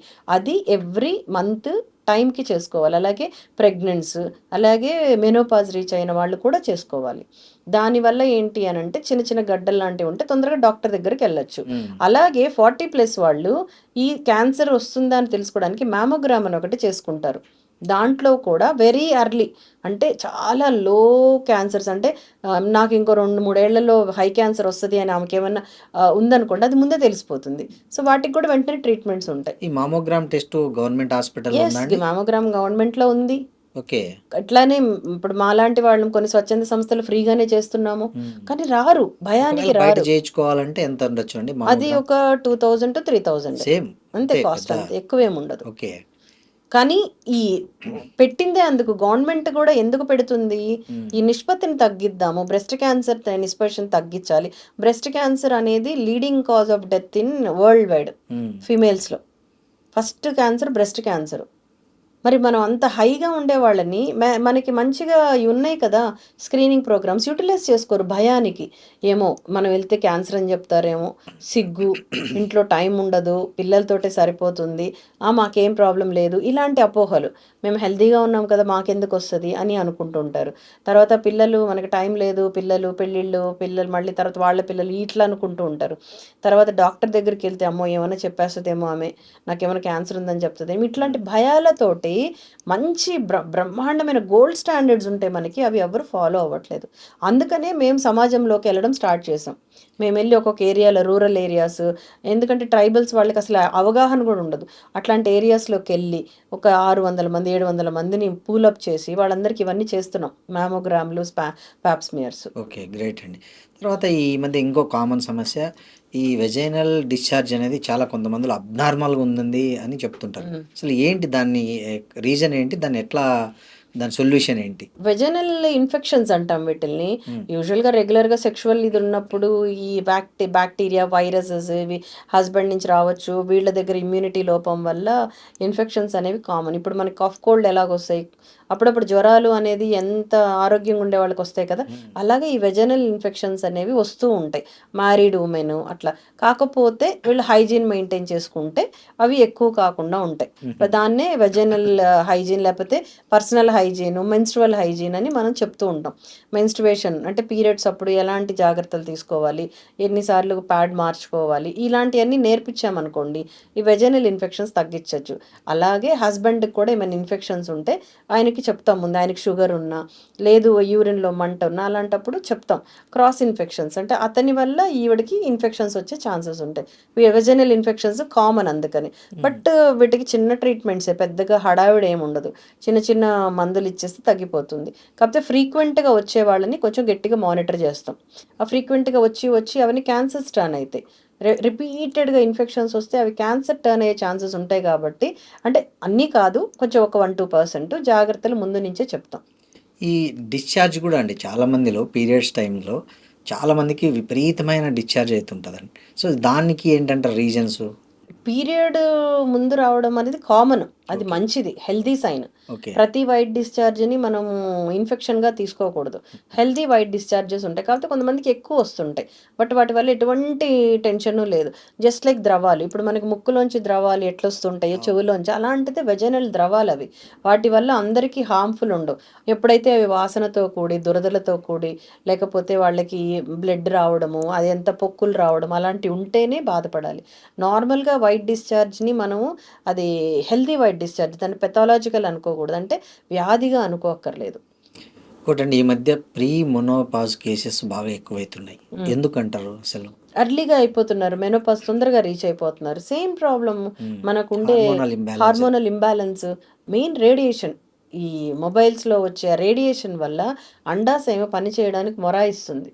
పైన నుంచి హార్మోన్స్ అంటే ఏవైతే స్టిమ్యులేట్ చేయాలో బ్రెయిన్ నుంచి అవన్నీ డ్యామేజ్ అయిపోతున్నాయి. సో తొందరగా వాళ్ళు మెనోపాజ్, ఒబేసిటీ మెయిన్ ఇంకొకటి కారణం. ఒబేసిటీ ఎక్కువ ఉంటే స్లోగా పీరియడ్స్ బంద్ అయిపోయి పీసీఓడి అయిపోయి తర్వాత వాళ్ళు తొందరగా ప్రిమెచ్యూర్ మెనోపాజ్కి వచ్చేస్తున్నారు. ఇవన్నిటికి కూడా లైఫ్ స్టైలే మనది. మెయిన్ లైఫ్ స్టైల్ మనం చేంజ్ చేసుకుంటే వీటి నుంచి బయటపడవచ్చు. ఈ మొనోపాజ్ స్టేజ్లో విపరీతమైన మూడ్ స్వింగ్స్ ఉంటాయంటారు, అవును. కరెక్టేనా? అవును. చాలా. ఓకే. మెనోపాజ్ అంటేనే మూడ్ స్వింగ్స్, అంటే అదొక సెకండ్ లైఫ్ లాగా అయిపోతుంది. విపరీతంగా వాళ్ళకి ఒక పట్ట చెమట పట్టడము, దాన్ని హాట్ ఫ్లషెస్ అంటారు. మూడ్ స్వింగ్స్ ఉంటాయి. సూసైడల్ టెండెన్సీస్ అంటారు. ఒళ్ళు నొప్పులు రావడం ఇలాంటివి వస్తూ ఉంటాయి. సో మెనోపాజల్ చేంజెస్ని మనము ఫస్ట్ కౌన్సిలింగ్ ద్వారా, తర్వాత చిన్న చిన్న మందుల ద్వారా వాటిని మెయింటైన్ చేయొచ్చు. ఈ మగవాళ్ళలో కూడా ఇది ఉంటుందండి మెనోపాజ్ ఎస్. సింటమ్స్? 40+ తర్వాత వాటిని మెనోపాజ్ అంటాము. పీరియడ్ ఆగిపోవడమే కాదు, మెనోపాజల్ సిమ్టమ్స్. ఇక్కడ మెనోపాజ్ అంటే ఏంటి? మెన్ పాజ్ అంటే పీరియడ్ రావడం పాజ్ అయిపోయిందని. కానీ ఏవైతే హార్మోనల్ చేంజెస్ ఉన్నాయో మగవాళ్ళకి కూడా హార్మోన్స్ ఉంటాయి. పాతకాలంలో వానప్రస్థం అనేవాళ్ళం ఈ 40+ వాళ్ళని. ఎందుకు అంటే ఆ టైంలో వాళ్ళకి ఒకలాంటి వైరాగ్యం వచ్చేస్తుంది, సెక్స్ మీద ఇంట్రెస్ట్ పోతుంది. అంటే వాళ్ళకి కూడా లిబిడో, సెక్స్ చేయాలని ఇంట్రెస్ట్, అలాగే ఎరెక్షన్ ప్రాబ్లమ్స్ అవి స్టార్ట్ అవుతాయి. అలాగే ఒబేసిటీ స్లోగా కొంచెం లావ్ అయిపోవడం, పొట్ట రావడము అలాంటివి స్టార్ట్ అవుతాయి. తర్వాత ఒళ్ళంతా నొప్పులు అంటే తగ్గిపోతూ ఉంటుంది. ఇవన్నీ కూడా మెనోపాజ్ మీన్ మేల్ వాళ్ళ లక్షణాలు ఇవి. సో వాటిల్లో కూడా మూడ్ డిస్టర్బెన్సెస్ ఎక్కువ అవుతాయి. వీళ్ళకి కూడా తొందరగా కోపం రావడము, అంటే అగ్రెసివ్గా అయిపోతూ ఉంటారు. సో ఆడవాళ్ళల్లో ఎక్కువ కనిపిస్తాయి మెనోపాజల్ సిమ్టమ్స్. మగవాళ్ళలో కొంచెం వాళ్ళంత అగ్రెసివ్గా ఉండవు, కానీ వీళ్ళల్లో కూడా స్టార్ట్ అయిపోతాయి. ఈ సెక్సువల్లీ ట్రాన్స్మిటెడ్ డిసీజెస్ కూడా చాలా ఎక్కువ అవుతున్నాయి, ముఖ్యంగా ఎస్. కొంచెం రూరల్ అండ్ పూర్ సెక్టార్లో. సో వీటికి అంటే అవగాహన కల్పించడానికి ఏం చేయాల్సి ఉంటుంది? మెయిన్ వీళ్ళకి ఎడ్యుకేషన్ ఇవ్వాలండి. ఇది మెయిన్ హైజీన్ ప్రాసెస్. హైజీన్ సరిగ్గా ఉండక, అంటే వీళ్ళు సెక్స్ అయిన తర్వాత వెళ్ళి వాష్ చేసుకోవాలి, తర్వాత మంచి బట్టలే వేసుకోవాలి, ఇవన్నీ వీళ్ళకి తెలీదు. దానివల్ల వాళ్ళకి మనకి ఆ మెన్స్ట్రువల్ ఏదైతే మనం చెప్పామో హైజీను, అలాగే మగవాళ్ళలో కూడా హైజీన్ గురించి చెప్పాలి. అది లేకనే సెక్షువల్లీ ట్రాన్స్మిటెడ్ డిసీజ్ వస్తూ ఉంటాయి. అది కూడా కాకుండా మల్టిపుల్ సెక్షువల్ పార్ట్నర్స్, అది చాలా చాలా డేంజరస్. అంటే వేరే వేరే మహిళలతో కలవడము, వీళ్ళు మగవాళ్ళతో కలవడం, ఇవి చేసినప్పుడు ఏమంటే ఆ వైరస్లు, ఈ వైరస్ ఆ వైరస్ అన్నీ కలిసి ఎక్కువ ఇన్ఫెక్షన్స్ వస్తూ ఉంటాయి. అందుకనే మనకు ఒక టైంలో హెచ్ఐవి అనేది విపరీతంగా ఉన్నింది. ఇప్పుడు లక్కీగా అది తగ్గుముఖం పట్టింది. ఇవన్నీ కూడా సెక్షువల్లీ ట్రాన్స్మిటెడ్ డిసీజెస్. ఈ మహిళలకు సంబంధించి మీరు ఇందాక మనం మాట్లాడుకున్నాము, ఈ పిల్లలు పుట్టకపోవడం అనే సమస్య బాగైంది. అందుకని ఎక్కడ పడితే అక్కడ ఇబ్బడి ముబ్బడిగా ఈ క్లినిక్లు వచ్చేసాయి, ఐవీఎఫ్ ఐవీఎఫ్ సెంటర్స్. సో వాటివి మంచిది చెడ్డది అనేది ఎలా ఐడెంటిఫై చేయాలండి? అది కూడా చాలా పెద్ద ప్రాబ్లం ఇప్పుడు. ఎలా ఐడెంటిఫై చేయాలి అని అంటే, మేమేం చెప్తామంటే ఎవరైతే కపుల్ దానికోసం వెళ్తున్నారో ఇన్ డీటెయిల్గా అడగాలి. వీళ్ళ ఆతృత, మనకు ముందు ఐవీఎఫ్ ప్రెగ్నెన్సీ అయిపోవాలనుకుంటున్నారు కానీ అది లీగల్లా కాదా, వాళ్ళకి అన్ని లీగాలిటీ ఉందా లేదా, సెంటర్ని గుర్తింపు ఉందా లేదా, వీళ్ళు మనకు అన్ని ముందే చెప్పాలి. కౌన్సిలింగ్ ప్రాపర్గా ఇవ్వాలి. ఎగ్ నాదేనా, స్పర్మ్ మాదేనా, మా హస్బెండ్ అనేది అన్నిటికీ ఎవిడెన్స్లు తీసుకోవాలి. వీళ్ళు ఫస్ట్ టైం దాని మీద స్పెండ్ చేయమని అడుగుతున్నాం. వీళ్ళు ఏంటంటే ఫస్ట్ ఏదో ఒకటి అయిపోయి అంటే ఇంకొకటి డిస్కౌంట్లు, తక్కువ డబ్బులు ఉండే వాళ్ళ దగ్గరికి వెళ్ళిపోతారు. తక్కువ డబ్బులు ఉంటే అంటే మాకు పని అయిపోతే చాలు అనుకుంటున్నారు, కానీ తక్కువ డబ్బులు ఎప్పుడు పెడతారు? వీళ్ళు ప్రాపర్గా లేకపోతేనే కదా తక్కువ డబ్బులు పెట్టగలరు. అంటే లీగల్గా మెయింటైన్ చేసుకుంటూ అన్ని సర్టిఫికేట్స్ పెట్టి కరెక్ట్గా చేయగలిగితే మనం ఎట్లా చేయగలుగుతాము అని. అంటే తక్కువ చేస్తున్నారు అనగానే వెళ్ళడం కాదు, పర్వాలేదు, కొంతమంది మంచి దృక్పథంతో కూడా చేస్తున్నారేమో, కానీ వాళ్ళ దగ్గరికి వెళ్ళి అన్నీ అడగండి. అంతే కదా. ఇప్పుడు మీకు గూగుల్ ఓపెన్ చేస్తే అన్నీ ఇచ్చేస్తాడు. ఎథికల్ కమిటీ అని ఉంటుంది, అవన్నీ ఓపెన్ చేయండి, చక్కగా చూసుకోండి, మాట్లాడండి, డిస్కస్ చేయండి. లేదంటే ఒక సెకండ్ ఒపీనియన్ తీసుకోండి. ఈ ప్లేస్కి వెళ్తున్నాము, మీకు తెలిసిన ఇప్పుడు ప్రతి వాళ్ళకి ఒక ఫ్యామిలీ డాక్టర్ అని ఉంటారు. పాతకాలం నుంచి అది అలవాటు కదా, అది ఎవరైనా కావచ్చు, ఒక డాక్టర్ అనేవాళ్ళు, ఒక ఆర్ఎంపీ అయినా కావచ్చు. సో ఇదండి, వాళ్ళైతే అబద్ధం చెప్పరు కదా, మీకు మంచి కోరే వాళ్ళతో మాట్లాడండి. ఎక్కడికో వెళ్ళి ఏదో చేసుకుంటే ఐవీఎఫ్ ఎవరికి చెప్పుకోకూడదు, అట్లా అవసరం ఏముంది? ఐవీఎఫ్ చెప్పుకోవడానికి కూడా కొంతమంది సిగ్గుపడతారు, భయపడతారు, వాళ్ళు ఏమనుకుంటారని. అట్లా కాదు, మీరు ఓపెన్గా లీగల్గా చేసుకుంటేనే. తర్వాత మొన్న జరిగిన ఇన్సిడెంట్స్ లాగా నీ బేబీ నాదా కాదా అనే సందిగ్ధంలో పడిపోతారు. ఈ మధ్య ఒకటి చూశారు మీరు కూడా, 3 ఏళ్ల పాపను ఒక తండ్రి హత్య చేశాడు. ఎందుకంటే నాకు పుట్టలేదని. అదే కదా మరి ఇప్పుడేంటంటే నమ్మకాలు లేవు. ఫస్ట్ ఆఫ్ ఆల్ ఇప్పుడు అది చాలా ఈగో ప్రాబ్లమ్స్ వచ్చేస్తున్నాయి. అండ్ మనం ఎక్కువ చూస్తున్నాము ఈ వేరే వేరే అక్రమ సంబంధాలు ఇవన్నీ. వీటి వల్ల అందులో ఆల్రెడీ మనకేంటంటే ఒకలాంటి చెప్పాను కదా! మనం చూస్తే సోషల్ మీడియా మొత్తము వీటి మీదే క్రేజ్ ఎక్కువ. జనాలకి మంచి నచ్చదు. చెడు. ఇప్పుడు మీరు చూస్తే కూడా వీడియోస్ హెల్త్ గురించి చెప్పిన వీడియోస్ కంటే ఇలాంటి వీడియోస్‌కి చాలా క్రేజ్ వైరల్ అవుతూ ఉంటాయి. ఎందుకు అంటే చెడుని తొందరగా ఆకర్షిస్తుంది మనసు, బ్రెయిన్. సో, దానివల్లనే వీళ్ళకి అనుమానాలు. అంటే అది అక్కడ జరిగింది మనం అది చూసాము. దానికి రిలేటెడ్‌గా కొంచెం ఏదైనా జరిగితే ఓహ్! నా వైఫ్‌లో ఏదో లోపం ఉంది. ఆ బేబీ నాది కాదు. అంటే వాళ్ళు మానసికంగా వ ఒకలాంటి అలజడికి గురవుతున్నారు. ఇవన్నీ కూడా వాళ్ళకి లేనిపోనివి వాళ్ళకి నేర్పించేస్తుందనమాట. అంటే ఈ ఇన్సిడెంటు, ఆ ఇన్సిడెంటు, సో, వీళ్ళని భర్తను మోసం చేసేది, అక్కడ భార్యను మోసం చేసేది. ఇవన్నీ కూడా వీళ్ళకి లేనిపోనివి అనుమానాలు. అరే! ఇదే జరిగింది కదా! అప్పుడు గూడా. ఓహ్! ఆ సినిమాలో కూడా మనం ఇదే చూసాం. అలాగా వాళ్ళు రిలేట్ చేసేసుకుంటున్నారు. ఇంకోటండి, ఈ మధ్య పెళ్ళైన ఆడవాళ్ళల్లో చాలామంది అనుకోకుండా చాలా వెయిట్ పెరిగిపోతున్నాము. అసలు మేము చాలా ఫుడ్ కూడా చాలా తక్కువ తింటున్నా గానీ ఎందుకో వెయిట్ మాత్రం కంట్రోల్ కావట్లేదు అని ఆ కంప్లెయింట్స్ ఎక్కువుంటాయి. హ్మ్. ఎందుకంటారు అసలది? ఏం లేదండి. ఫుడ్డు కాదు. హ్మ్. హ్మ్. వీళ్ళేంటంటే మెయిన్ ఏంటంటే అట్లా చెప్తారు. కానీ మేము ఫుడ్ తక్కువ తింటాం. అట్లా కానీ కాదు. ఫుడ్ తక్కువ తింటే ఎలా లావవుతారు? ప్రాపర్ ఫుడ్ తినరు. నేను చెప్పేదేంటంటే టైంకి తినరు. ఆ టైంకి తినక తిన్నది కాస్త ఫ్యాట్‌గా కన్వర్ట్ అయిపోతది. మీరు టైంకి తినండి. ప్రోటీన్ ఎక్కువ తినండి. ఫ్యాట్, కార్బోహైడ్రేట్ అంటే రైస్ వాళ్ళకి క్రేవింగ్ ఉంటుంది. ఇప్పుడుండే రైస్, అప్పుడుండే రైస్ ఎంత డిఫరెన్స్. ఇప్పుడంతా అవును. పాలిష్డ్ తింటున్నాం. అవును. మనం అలా తినకూడదు. పాలిష్డ్ రైస్ తినకూడదు. అది మార్చుకోండి. మార్చుకొని మెయిన్ యాక్టివిటీ ఎక్సర్సైజ్ అనేది జీరో. అసలిప్పుడు ఒకప్పుడు ఇంట్లో పని మనుషులు అన్ని అనేవాళ్ళు పనులు. ఎక్కడో అవును. ఇంట్లో అవును. అన్ని పనులైనా చేసుకునేవాళ్ళు. ఇప్పుడు అసలు అది కూడా లేదు కదా! పని మనుషులొస్తారు, అన్ని చేసేస్తారు. మిక్సీలు, గ్రైండర్లు, వాషింగ్ మెషిన్‌లు ఇవైపోయినాయి. సో, ఒక చెమట చుక్క కూడా కారకుండా బాడీ అంతా కూడా ఫ్యాట్‌ని అక్యుములేట్ చేసుకొని ఒబెసిటీ వస్తుంది. మెయిన్ ఇంకోటేంటి తిన్న వెంటనే నిద్రపోతారు. అండ్ ఎక్కడో 12 గంటల దాకా మొబైల్స్ చూస్తూ ఉంటారు. సో, దీనివల్ల బాడీ మొత్తము మెటబాలిజం మొత్తం మొత్తం మారిపోతుంది. మారిపోతుంది. మనం చేసే తప్పులే అది. హ్మ్. ఇంకోటండి, ఈ మధ్య సోషల్‌గా మనం జూస్తే, ఈ సెలబ్రిటీస్‌కి కాకపోతే ఆ లేడీస్ అందరికీ ఒక కామన్ ప్రాబ్లమ్ ఒకటి బయటకి ఎక్కడైనా క్రౌడ్‌లోకెళ్ళినా మొన్న 'నిధి అగర్వాల్' జూసాం, నిన్న 'సమంత' జూసాము. వాళ్ళ మీద పడి, రక్కేసి, గోకేసి వాళ్ళని అదేదో ఒక జంతు ప్రవర్తనలో చాలామంది వాళ్ళ మీద పడిపోతున్నారు. అసలు ఈ సైకాలజీని ఎట్లా అర్థం జేసుకోవాలి? యాస్ ఎ గైనకాలజిస్ట్‌గా మీరు దీన్ని ఏమని జెప్తారు? దీనికి రీజన్సు, దీనికి సొల్యూషన్స్ ఏమని జెప్తారు? ఇదంతా కూడా రాక్షసానందం అండి. సునకానందం. ఇప్పుడు మీరు చెప్పారు సెలబ్రిటీలు కాబట్టి బయటకొచ్చారండి. ప్రతి అమ్మాయి ఏ అమ్మాయికి ఏ వయసైనా చూడండి ఒక ప్రొటెక్షన్ ఉందా? లేదు.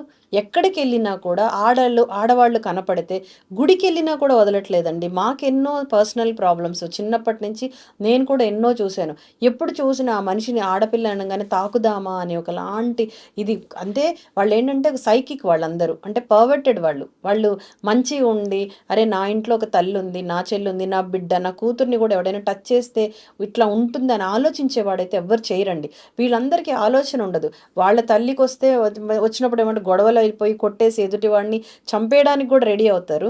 మరి అదే వాడు తీసుకొచ్చి మొన్న మనం ఒక ట్రైన్‌లో కూడా చూసాము. మీరు క్లిప్పింగ్స్ చూసుంటారు. అవును. ట్రైన్‌లో కూర్చొని చెయ్యి పెట్టి ఆ అమ్మాయిని టచ్ చేస్తున్నాడు. చిన్న పాప. అవును. చాలా చిన్న పాప 11 ఏళ్ళు. అంటే ఇప్పుడు ఇతనొక ఫాదరు. ఇతనికి ఇంట్లో వైఫ్ ఉండుంటుంది. పిల్లలు ఉండుంటారు కదా! అంటారు. ఆడపిల్లలు లేకపోయినా ఎవరో ఒకళ్ళు ఆడవాళ్ళు మరి నువ్వు టచ్ చేసేటప్పుడు నువ్వెందుకు అనుకోవటం లేదది? అంటే వీళ్ళందరూ ఒకలాంటి సైకలాజికల్ ఆనందం. అదొక సునకానందం అంటారు కదా! అదెళ్లి అరేయ్! నేను 'నిధి అగర్వాల్‌ని తగిలానురా, టచ్ చేశానురా' అంటే ఆహా! అబ్బా! వీడు హీరోరా అనుకుంటారు అని ఒకలాంటి వాళ్ళదేదో అనుకుంటున్నారు కానీ, ఇది నీ చెల్లి చెప్పుకోలేకపోతున్నారు. వాళ్ళకి కూడా ఇవి జరిగుంటాయి. ఒక సినిమా హాల్‌కెళ్ళినప్పుడు, ఒక మార్కెట్‌కెళ్ళినప్పుడు, ఒక బట్టల షాప్‌కెళ్ళినప్పుడు, ఏ పబ్లిక్ ప్లేస్‌కెళ్ళినా ఆడవాళ్ళు సినిమాలలో. ఈవెన్ గుడులు కూడా వదలటం లేదు కదా! హ్మ్. గుడులు ఈవెన్ ఇప్పుడు మాలలేసుకుంటున్నారు స్వాములు. వాళ్ళు కూడా కామెంట్స్ చేస్తున్నారు. అంటే వాళ్ళకి ఆ భయము, దేవుడనే భయమా? లేదు మనం ఒక ఫ్యామిలీ మ్యాన్ ఉన్నాము. మనం ఇలా చేయకూడదు. మనకి రిఫ్లెక్ట్ అవుతది. మనం చేసింది మనకి ఇలాగే అవుతదని ఒక ఇది కూడా లేదు. ఆ అమ్మాయి ఇప్పుడు 'నిధి అగర్వాల్' అయితే ఏంటి, 'సమంత' ఎంత కుమిలిపోతుంటారండి. ఇలాగ ప్రతి మహిళ ఈవెన్ 40 ఏళ్ళోళ్ళకి, 50 ఏళ్ళోళ్ళకి కూడా ఈ పరిస్థితులు ఎన్నో చూసుంటారు. నేనైతే నా చిన్నతనం నుంచి బస్సు ఎక్కాలంటే భయం, ఎవడొచ్చి ఎక్కడ టచ్ చేస్తాడని ఆ బాధ వర్ణనాతీతం ఉంటుంది. అలాంటివి బ్యాడ్ ఎక్స్పీరియన్సెస్ ఎన్నో ఉంటాయి. ప్రతి అమ్మాయికి ఉంటుందండి. ఇక్కడ డబ్బు ఉంది, డబ్బు లేదు కాదు, ప్రతి మహిళ టార్గెటెడ్ ఇక్కడ. ప్రతి మహిళ ఇప్పుడు ఏజ్ కూడా లేకుండా చిన్నపిల్లని ఎవడైనా ఎత్తుకుంటుంటే వాడు ఏ ఉద్దేశంతో ఎత్తుకుంటున్నాడో అర్థం కావట్లేదు. పాతకాలంలో అయినా ఒక అలా అనుకునే వాళ్ళం కాదు, కానీ పాతకాలంలో కూడా ఉన్నాయి, కానీ అవి బయటకు వచ్చేవి కాదు. బట్ ఇప్పుడు పెరిగిపోయినాయి. ఎందుకంటే నేను చెప్పేది ఏంటంటే ఈజీ అయిపోయింది. సెక్స్ అనేది ఇప్పుడు క్రేజ్. డబ్బు ఎలాగో ఫస్ట్ నుంచి క్రేజ్ ఉంది, ఇప్పుడు సెక్స్ అనేది క్రేజ్. అమ్మాయిని టచ్ చేయాలి, అమ్మాయిని ఏదో ఒకటి అనాలి అంటే ఆ దాంట్లో వీళ్ళకి ఒక ఆనందం వస్తుంది. కానీ వాళ్ళు ఎంత నలిగిపోతున్నారు, వాళ్ళ అమ్మాయి ఎంత ఏడ్చి ఉంటుంది, అది వాళ్ళకి ఎంత బ్యాడ్ ఎక్స్పీరియన్స్. ఎన్ని రోజులు మానసికంగా కొంతమంది అయితే ఇంట్లోంచి బయటికి రాకుండా మేము కౌన్సిలింగ్స్ ఇవ్వాల్సి వస్తుంది. లేదమ్మా మీకు ఇట్లా కాదు, మీరు ఇట్లా కాదు, ధైర్యంగా ఎదుర్కోండి అని. ఇప్పుడు మీరు గుడ్ టచ్ బ్యాడ్ టచ్ అని మన సినిమాల్లో కూడా చెప్తున్నాం. వాళ్ళకి చిన్నప్పుడు చెప్తాం. పెద్దవాళ్ళు ఎలా తప్పించుకుంటారండి? ఆమెకు సెలబ్రిటీ ఒక దానికి ఫంక్షన్కి వెళ్ళింది, ఏం అవసరము మీరు వెళ్ళి ఆమెను టచ్ చేస్తే మీకు వచ్చేది ఏమి ఉండదు, కానీ ఆవిడ ఎంత నరకం అనుభవిస్తుంది. అలాగే ప్రతి మహిళ మనకి నచ్చని పనులు నచ్చి టచ్ చేస్తే హస్బెండ్ తోటి హ్యాపీగా నచ్చని మనిషి టచ్ చేస్తే అదొక పురుగులు పాకినంత అసహ్యం, పాములు టచ్ చేస్తున్నంత అసహ్యం. ఎందుకు అలా చేస్తున్నారు? పర్వర్టెడ్ వీళ్ళంతా కూడా. పర్వర్షన్ ఎలా అంటే అదొక వెళ్ళి చెప్పుకోవాలా, మేము చూసావరా, మేము అది చేసామరా, ఇది చేసామంటే బరేను సూపర్ రా అంటే వీళ్ళకి ఏదో ఎక్కడ లేని ఆనందం వస్తుంది. అదే వాళ్ళు మీ భార్య వచ్చి అండి మార్కెట్కి వెళ్ళానండి వాడు ఇట్లా టచ్ చేశాడు అంటే నీకు ఎంత కుమిలిపోతావు నువ్వు. అయ్యో నా భార్యని ఎవడరా ఇట్లా టచ్ చేసిందని. నువ్వు చేతగాను నువ్వు వెళ్ళి అందరితో కొట్లాడగలవా? కొంతమంది వెళ్ళి కొట్లాడతారు, కొంతమంది కొట్లాడలేరు. నేనేదో తప్పు చేశాను కాబట్టి ఈవిడికి ఇవి అయింది అనేది ఇంట్లో వాళ్ళు చెప్పాలి. పెంపకం ఇక్కడ ఎక్కడొస్తుందంటే తల్లినే ఫస్ట్ నుంచి నేర్పించుకుంటూ ఉండాలి, తండ్రిని నేర్పించుకుంటూ ఉండాలి. వద్దు నాన్న అలాంటి చేయకూడదు. మనం చూసారా ఇలాంటి ఎగ్జాంపుల్స్ చేసి, ఇప్పుడు మా కొడుకే ఉన్నాడు, నా కొడుకు ఇట్లాంటి ఎగ్జాంపుల్స్ చేసి దిస్ ఇస్ వెరీ బ్యాడ్. ఇప్పుడు నేను ఆ సిచ్యువేషన్లో ఉంటే నీకు ఎట్లుంటుంది నాన్న అని మనం నేర్పించుకోవాలి. ఇప్పుడు ఇంకా కౌన్సిలింగ్ పార్ట్సే ఫ్యామిలీ నుంచే స్టార్ట్ చేసుకోవాలి, చిన్నప్పటి నుంచే. సో మేము ఇప్పుడు ఏం చేస్తున్నామంటే యాజ్ ఎ గైనకాలజిస్ట్ మా అసోసియేషన్ ఉంది, ఓజీహెచ్ఎస్ అని, ఆబ్స్టిక్ gynaec society Hyderabad. So violence against women అని ఈ కార్యక్రమాలు స్కూల్స్కి వెళ్తున్నాం. యాజ్ ఎ డాక్టర్స్ హాస్పిటల్లో ఉండాల్సిన వాళ్ళము స్కూల్స్ కాలేజెస్కి వెళ్ళి ఇలాంటి చేయకూడదు మాడ్యూల్స్ ఒకటి ప్రిపేర్ చేసి వీటి వల్ల ఏంటి, అమ్మాయిలు ఎలా ఫీల్ అవుతారు, అబ్బాయిలు ఎలా ఫీల్ అవుతారు, అబ్బాయిలకి ఎటువంటి శిక్షలు పడతాయి, సో పక్కన వాళ్ళు ఎలా హెల్ప్ చేయాలి అంటే, పక్కన వీళ్ళు ఉంటారు కదా ఫ్రెండ్స్ కూడా వాళ్ళని చేయరా చేయరా చేయరా అంటుంటారు. అంటే వీడు డైరెక్ట్గా చేస్తున్నాడు, వీళ్ళు ఇండైరెక్ట్గా. సో వీళ్ళది తప్పే, వీళ్ళది తప్పే. అదొక సైకలాజికల్ ప్రాబ్లమ్ అండి. Psychological problem and craziness, immaturity. కొన్ని రోజుల తర్వాత వాళ్ళు కొంచెం ఏజ్ వచ్చాక అరే మేము అప్పుడు ఎందుకు చేసామా అని మా దగ్గరకు వచ్చి చెప్తుంటారు, మేము చాలా తప్పు చేసామని. బట్ ఆ నిష్పత్తి తగ్గుతుందండి, అంటే రియలైజేషన్ తగ్గుతుంది. ఇప్పుడు అందరికీ ఏంటంటే జస్ట్ అ క్రేజీనెస్ అంతే. ఇప్పుడు మీరు యాజ్ ఎ గైనకాలజిస్ట్గా ఈ సమాజ సేవ చేస్తున్న భాగంగా మీరు చూసిన వరస్ట్ కేసు ఏదన్నా చెప్పగలరా? మీ మేము అనుభవంలో, చూసిన మీ యా ఎక్స్పీరియన్స్లో ఉన్న ఎస్ ఒక వరస్ట్ కేసు. మేమేంటంటే గవర్నమెంట్ ఎంప్లాయీ కాబట్టి మాకు రేప్ కేసులు అవన్నీ వస్తుంటాయి. మేము వాటన్నిటికి ఎవిడెన్స్లు ఇవ్వడానికి కోర్టుకు కూడా వెళ్తుంటాము, ఓకే. తప్పదు. ఎందుకంటే మేమే వాళ్ళని ఫస్ట్ ట్రీట్ చేస్తుంటాము, లేకపోతే ఎవిడెన్స్లన్నీ కలెక్ట్ చేస్తాము వాళ్ళ దగ్గర. అవి చేసినప్పుడు నిన్న కూడా నేను ఒక పోలీస్ అకాడమీ గ్రూప్ 1 వాళ్ళకి ఉమెన్ ఎంపవర్మెంట్ దాని మీద వెళ్ళానండి లెక్చరర్ని. అక్కడ కూడా చెప్పాను, బికాజ్ మీరు ఆఫీసర్స్ మీరు ఇప్పటి నుంచే దీని మీద యాక్ట్ చేయాలని నా ఎక్స్పీరియన్స్ ఒకటి చెప్పాను. నేను డ్యూటీలో ఉన్నప్పుడు 5 నెలల పాప, చిన్న పాప, 5 నెలలు, సంవత్సరాలు కాదు 5 నెలలు, 5 మంత్స్ బేబీకి విపరీతమైన బ్లీడింగ్తో వచ్చింది. ఏంటి ఇంత చిన్న పిల్లకి ఏం బ్లీడింగ్ ఉంటుంది, అది కూడా వెజనల్ బ్లీడింగ్ అని చూస్తే అసలు అక్కడ ఏ పార్ట్ లేదు. అంటే యూరిన్ పోసే పైపా, వెజైనానా, లేకపోతే ఇంత ఉంటుందండి, అంత పాప చిన్నది ఉంటుంది, వాళ్ళ పార్ట్స్ ఇంత ఉంటాయి. సొంతం బాబాయ్ రేప్ అటెంప్ట్, వాడి ఆర్గాన్ ఏంటి, ఆ చిన్న పాపకి వాడు ఎలా చేయగలిగాడో. సర్జరీ 7 hours పట్టిందండి అవన్నీ సెట్ చేయడానికి, బ్లీడింగ్ ఆపడానికి. ఎంత నరకం అండి ఆ పాపకి. ఫ్యూచర్ అంతా కూడా ఆ ఆర్గాన్స్ అన్నీ ఎలా ఉంటాయో తెలీదు, ఎట్టుపోతాయో తెలీదు. అంటే అవన్నీ కూర్చోవాలి కదా మళ్ళీ. మీరు చూసుంటారు దిశ కేసులో రాడ్లు పెట్టడాలు, ఏం దారుణాలండి ఇవి. ఆడపిల్లలు చాలా మంది చనిపోయారు. ఆడపిల్లల్ని ఇంత దారుణంగా మానసికంగా ఎందుకు హింసించాలి? పోనీ మీకేమైనా కక్షన, వాళ్ళు మీకేమైనా నష్టం చేశారు? ఏముండదు, జస్ట్ మీ ఆనందం, పైశాచిక ఆనందం అంటాం వీటిని, మీ ఆనందం కోసం. తర్వాత ఇంకొకళ్ళని చూశాను, ఆ 80 ఏళ్ళ ముసలావిడని చూశాను. ఆ 80 ఏళ్ళ ముసలావిడ మీద అసలు మీ కోరికలు ఎలా కలుగుతాయి? 5 నెలల పాప మీద కోరికలు ఎలా వస్తాయి? అంటే మీరు కూడా రేపే. అంత ముసలావిడికి రేప్ అంటే అసలు తట్టుకోగలుగుతుందా బాడీ? ఓల్డ్ లేడీ పాపం. వాళ్ళకి కూడా అంతే చిరిగిపోయి రక్తాలు గారుకుంటూ, రేపు మోషన్ ఎక్కడి నుంచి వస్తదో తెలీదు, యూరిన్ ఎక్కడి నుంచి వస్తదో తెలీదు. ఏం కర్మండి, లేడీస్‌గా పుట్టిన దానికి శిక్షలన్నమాట ఇవన్నీ. మంచి వాళ్ళున్నారు. మగవాళ్ళు చాలామంది సపోర్టివ్ ఉన్నారు ఆడవాళ్ళకి, కాదనటం లేదు. బట్ నిష్పత్తి ఎంత? 10 మందో, 20 మందో ఆలోచించేది. వాళ్ళు పోరాడుతున్నారు కూడా అగైనెస్ట్‌గా. కానీ మిగతా 90% ఇలాంటివే చేస్తున్నారు. ఏదో ఒక విధంగా ఆడవాళ్ళని ఇబ్బంది పెడుతూనే ఉన్నారు. ఆవిడకి గూడా అంతే. పాపం ఆ ఏజ్‌లో ఆమెకి వెంటిలేటర్ మీదెళ్ళి, ఆవిడకి అంత రక్తాలు ఎక్కిచ్చి, బతికిచ్చడానికి చాలా కష్టపడాల్సొచ్చింది. హ్మ్. ఇయన్నీ కూడా ఏంటంటే మనసునంత కలిచివేస్తాయి. ఎన్ని రోజులు పడతదో మాకు వాళ్ళకి నిద్ర శిక్ష రాకుండా. పడిందా అండి ఈ కేసుల్లో? పడతది. ఎన్ని రోజులకండి? హ్మ్. ఎప్పుడో కోర్ట్‌కి 2 ఏళ్ళకొకసారి వాయిదా, 4 ఏళ్ళకొకసారి వాడు అలా బతికేస్తూనే ఉన్నాడు. వాడెప్పుడో ముసలోడయిన తర్వాత పడితే ఏముంది? ఆన్ ద స్పాట్ నీకు ఎవిడెన్స్ దొరికితే ఆన్ ద స్పాట్ పడాలి. అప్పుడే మనకి రూల్స్, రెగ్యులేషన్స్, లా చాలా కఠినంగా ఉండాలి. మీకెప్పుడైనా బెదిరింపులు గానీ ఇట్లాంటివొచ్చాయా? లేదు. ఇట్లాంటి మా కేసెస్? వరకు రావు. మాకు అంటే అడుగుతారు గానీ, ఫేవర్ చేయమని. మీకు ఫేవర్ చేయమని అడుగుతారు గానీ, మాకు బెదిరింపులనేవి తక్కువ. ఎందుకంటే మా లెవెల్ కాకుండా వేరే లెవెల్‌కెళ్ళిపోతాయి. ఇది పోలీస్ లెవెల్స్ గానీ, లేతే జడ్జెస్ ఆ లెవెల్స్‌కెళ్తాయి. మాకు వచ్చినియి గానీ, అంత భయపడే అంత ఏమి రావు. బికాజ్ మేమేం పెద్దగా మార్చడానికి ఉండదు. ఉన్నదున్నట్టు రాసేస్తాము. అక్కడేమి మేము చెప్పం కదా! వీడే చేశాడు అనేది మా దగ్గర ఎవిడెన్స్ ఉండదు. ఆ అమ్మాయి ఏ కండిషన్‌లో వచ్చిందో రాస్తాం కాబట్టి, మమ్మల్ని పెద్దగా వాళ్ళు చేయలేరు. ప్రెషరైజ్ చేయలేరు. ఉన్నదున్నట్టు అంటే ఈ గాయాలతో వచ్చింది. ఈ డ్రెస్ మీదున్నాయి. దీని మీద 7 మరకలున్నాయి. ఇంతకరకే రాస్తాము. బట్ 7 మరకలు అతనివా కాదా అనేది మేము చెప్పం. ఒక రీసెంట్‌గా ఒక ఇంకోటి కలిసివేసిందేంటంటే కలకత్తాదండి. హ్మ్. డాక్టర్ అదే మన పల్మనాలజిస్ట్ డాక్టర్‌ని ఆ అమ్మాయిని రేప్ అదే చేసి అది కూడా అసలు మాది వాళ్ళు కూడా మెడికల్ స్టూడెంట్సే కదా! Medical students. అది మామూలుగా మేమైతే డిస్టర్బ్ అవ్వలేదు. హ్మ్. అందులో ఆ అమ్మాయి కాళ్ళు 2 ఇరిచేసి ఇంత అవునండి. దారుణంగా దిశ డ్యూటీ టైపు కదా! జరిగింది డ్యూటీ ఫిల్మ్. కదండీ చేసేది. Night duty. ఆడవాళ్ళమా ఏం చేస్తున్నాము? మీకు అంత నష్టం ఏం చేస్తున్నాము? ఆ దిశని చంపినప్పుడు, మన దగ్గర ఒక పాపని చంపినప్పుడు, తర్వాత ఈ పాపని చంపినప్పుడు ఎన్నో ఇన్సిడెంట్స్. అసలు ఎట్లా అట్లాగా ఇప్పుడు ఏమవుతుందంటే నేను చెప్పడం ఎలా ఎలా చెప్పాల్సొస్తుంది అంటే ఇదేదో రివెంజ్ లాగా ఇప్పుడు ఆడవాళ్ళు తయారయ్యారు అలాగా. అంటే అవును. వాళ్ళు మారకపోగా అవును. వాళ్ళని అది మారండి, మారండి, మారండి అని మేము కొట్టుకుంటుంటే అమ్మాయిలు తయారైపోయారు. ఇప్పుడు అబ్బాయిల మీద రివర్స్‌లో అబ్బాయిలని చంపుతున్నారు. అవును. ఏమి మీరు చేస్తే మేము చేయొద్దా అన్నట్లు ఇప్పుడు చంపేసేయాలు, హస్బెండ్‌ని చంపేయడాలు, సూట్ కేస్‌లో కుక్కేయడాలు, పిల్లల్ని చంపేస్తున్నారు. అవునండి. ఎందుకు ఇట్లా మనుషులు ఇంత ఇట్లాగా వైలెంట్ అయిపోయారు మారిపోతున్నారా? బాగా. ఎందుకు అంటే నాకేమనిపిస్తుంది అంటే మనకి ఎన్నో చెప్పారు. యుగాలు మారే కొద్దీ కొన్ని మార్పులొస్తాయి. ఇది లైఫ్ సైకిల్ అన్నట్లు. ఇప్పుడు కలికాలమేమో, కలికాలం ఇంతే ఉంటదా అన్నట్లు భయమేస్తుంది. ఇప్పుడు తల్లి మీద ఎటువంటి ప్రేమ లేదు. తండ్రికి కొడుకు మీద ప్రేమ లేదు. ఈజీగా చంపేసుకుంటున్నారు. తండ్రొచ్చి కొడుకుని చంపేస్తున్నాడు. కొడుకెళ్ళి తల్లిని చంపేస్తున్నాడు. భార్యలని చంపేసుకుంటున్నారు. మొన్న రీసెంట్‌గా అమ్మాయిని ప్రేమించి పెళ్లి చేసుకున్నాడు. ఏదో అన్నం ఏదో చేయలేదో, లేకపోతే చద్దన్నం పెట్టిందో ఏదో చిన్న అట్లా గొడవకి వీడియో కొట్టి చూస్తే చంపేశాడండి. వీడియో చూస్తే కర్రతోటి కర్రతో అట్లెట్లండి కొట్టి అసలు? చంపేశాడు. మనం మొత్తం ఎవరినైనా సీసీటీవీ యాహ్! ఉంది. మనం ఏదైనా కొట్టాలంటే కరెక్ట్. ఆగుతాం కదా! ఎవరినైనా అవును. కొట్టాలంటే మనకి కూడా అయ్యో! దెబ్బ వాళ్ళ తగిలిద్దని. అమ్మకి తన మిసెస్‌కి మధ్య గొడవలొచ్చాయి. హ్మ్. ఆ గొడవల్లో తన మాట వినలేదనేసి పుట్టినింటి నుంచి తీసుకొచ్చి మరీ చంపేశాడు. సీసీటీవీలో అవును. కనిపిస్తుంది. అవును. ఎంత ఒక పెద్ద కర్ర తీసుకొని పటా పటా పటా కొట్టేస్తున్నాడు. అంటే వీళ్ళకేంటంటే పోలీసులొస్తే ఏంటి?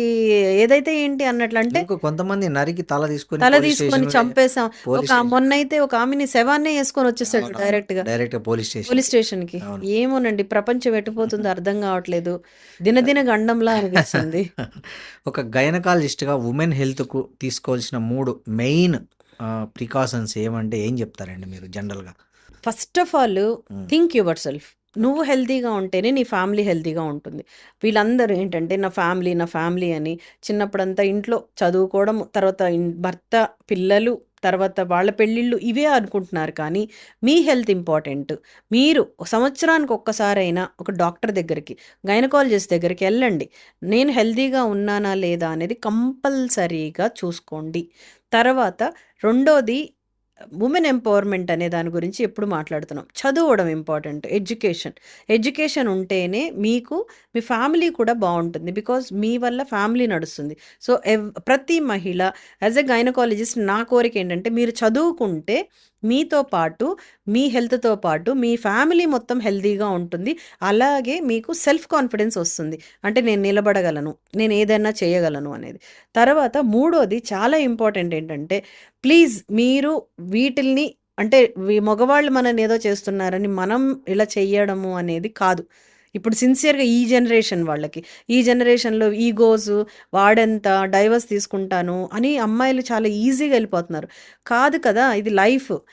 ఇప్పుడు వేరే డైవర్స్ తీసుకుంటే మళ్ళీ వేరే వాడినైనా చేసుకోవాల్సిందే కదా! అవును. సో, అది కాకుండా కొంచెం నిదానించండి. కొంచెం ఇప్పుడు మీరు ఓపెన్ మైండ్‌తో ఉండండి. ఆలోచించండి. వాళ్ళేం చేస్తున్నారు, మనము అది చేస్తున్నాం కాదు. ఎక్కడ గొడవ స్టార్ట్ అవుతుంది. కొంచెం మనం కింద మీద ఎందుకు అయిపోతున్నాము. ఆ అగ్రెసివ్‌నెస్, ఆ ఈగోస్ అవన్నీ తగ్గించుకోండి. And health is more important అని అని మీరనుకుంటే ఎర్లీ మ్యారేజెస్, టైంకి పెళ్లి చేసుకోవడం, టైంకి పిల్లలు కనడము, ఈ ఫుడ్ గురించి జాగ్రత్తలు తీసుకోవడము, మంచి వ్యాయామం చేయడము, మెడిటేషన్ లాంటిది అలవాటు చేసుకోండి. Stress busters. మెడిటేషన్ వల్ల ఏమవుతుంది అంటే మీలో మానసికంగా అలజడి తగ్గి మీరు కాన్ఫిడెంట్గా తయారవుతారు. అండ్ మీ ద్వారా పాజిటివ్ వైబ్స్ పక్కన వాళ్ళకి కూడా ఇవ్వగలుగుతారు. So try to do meditation 20 minutes everyday. Thank you అండి శ్రవంతి గారు. చాలా థ్యాంక్ యూ విలువైన విషయాలు చెప్పారు. Thank you very much. Thank you అండి. Thank you very much.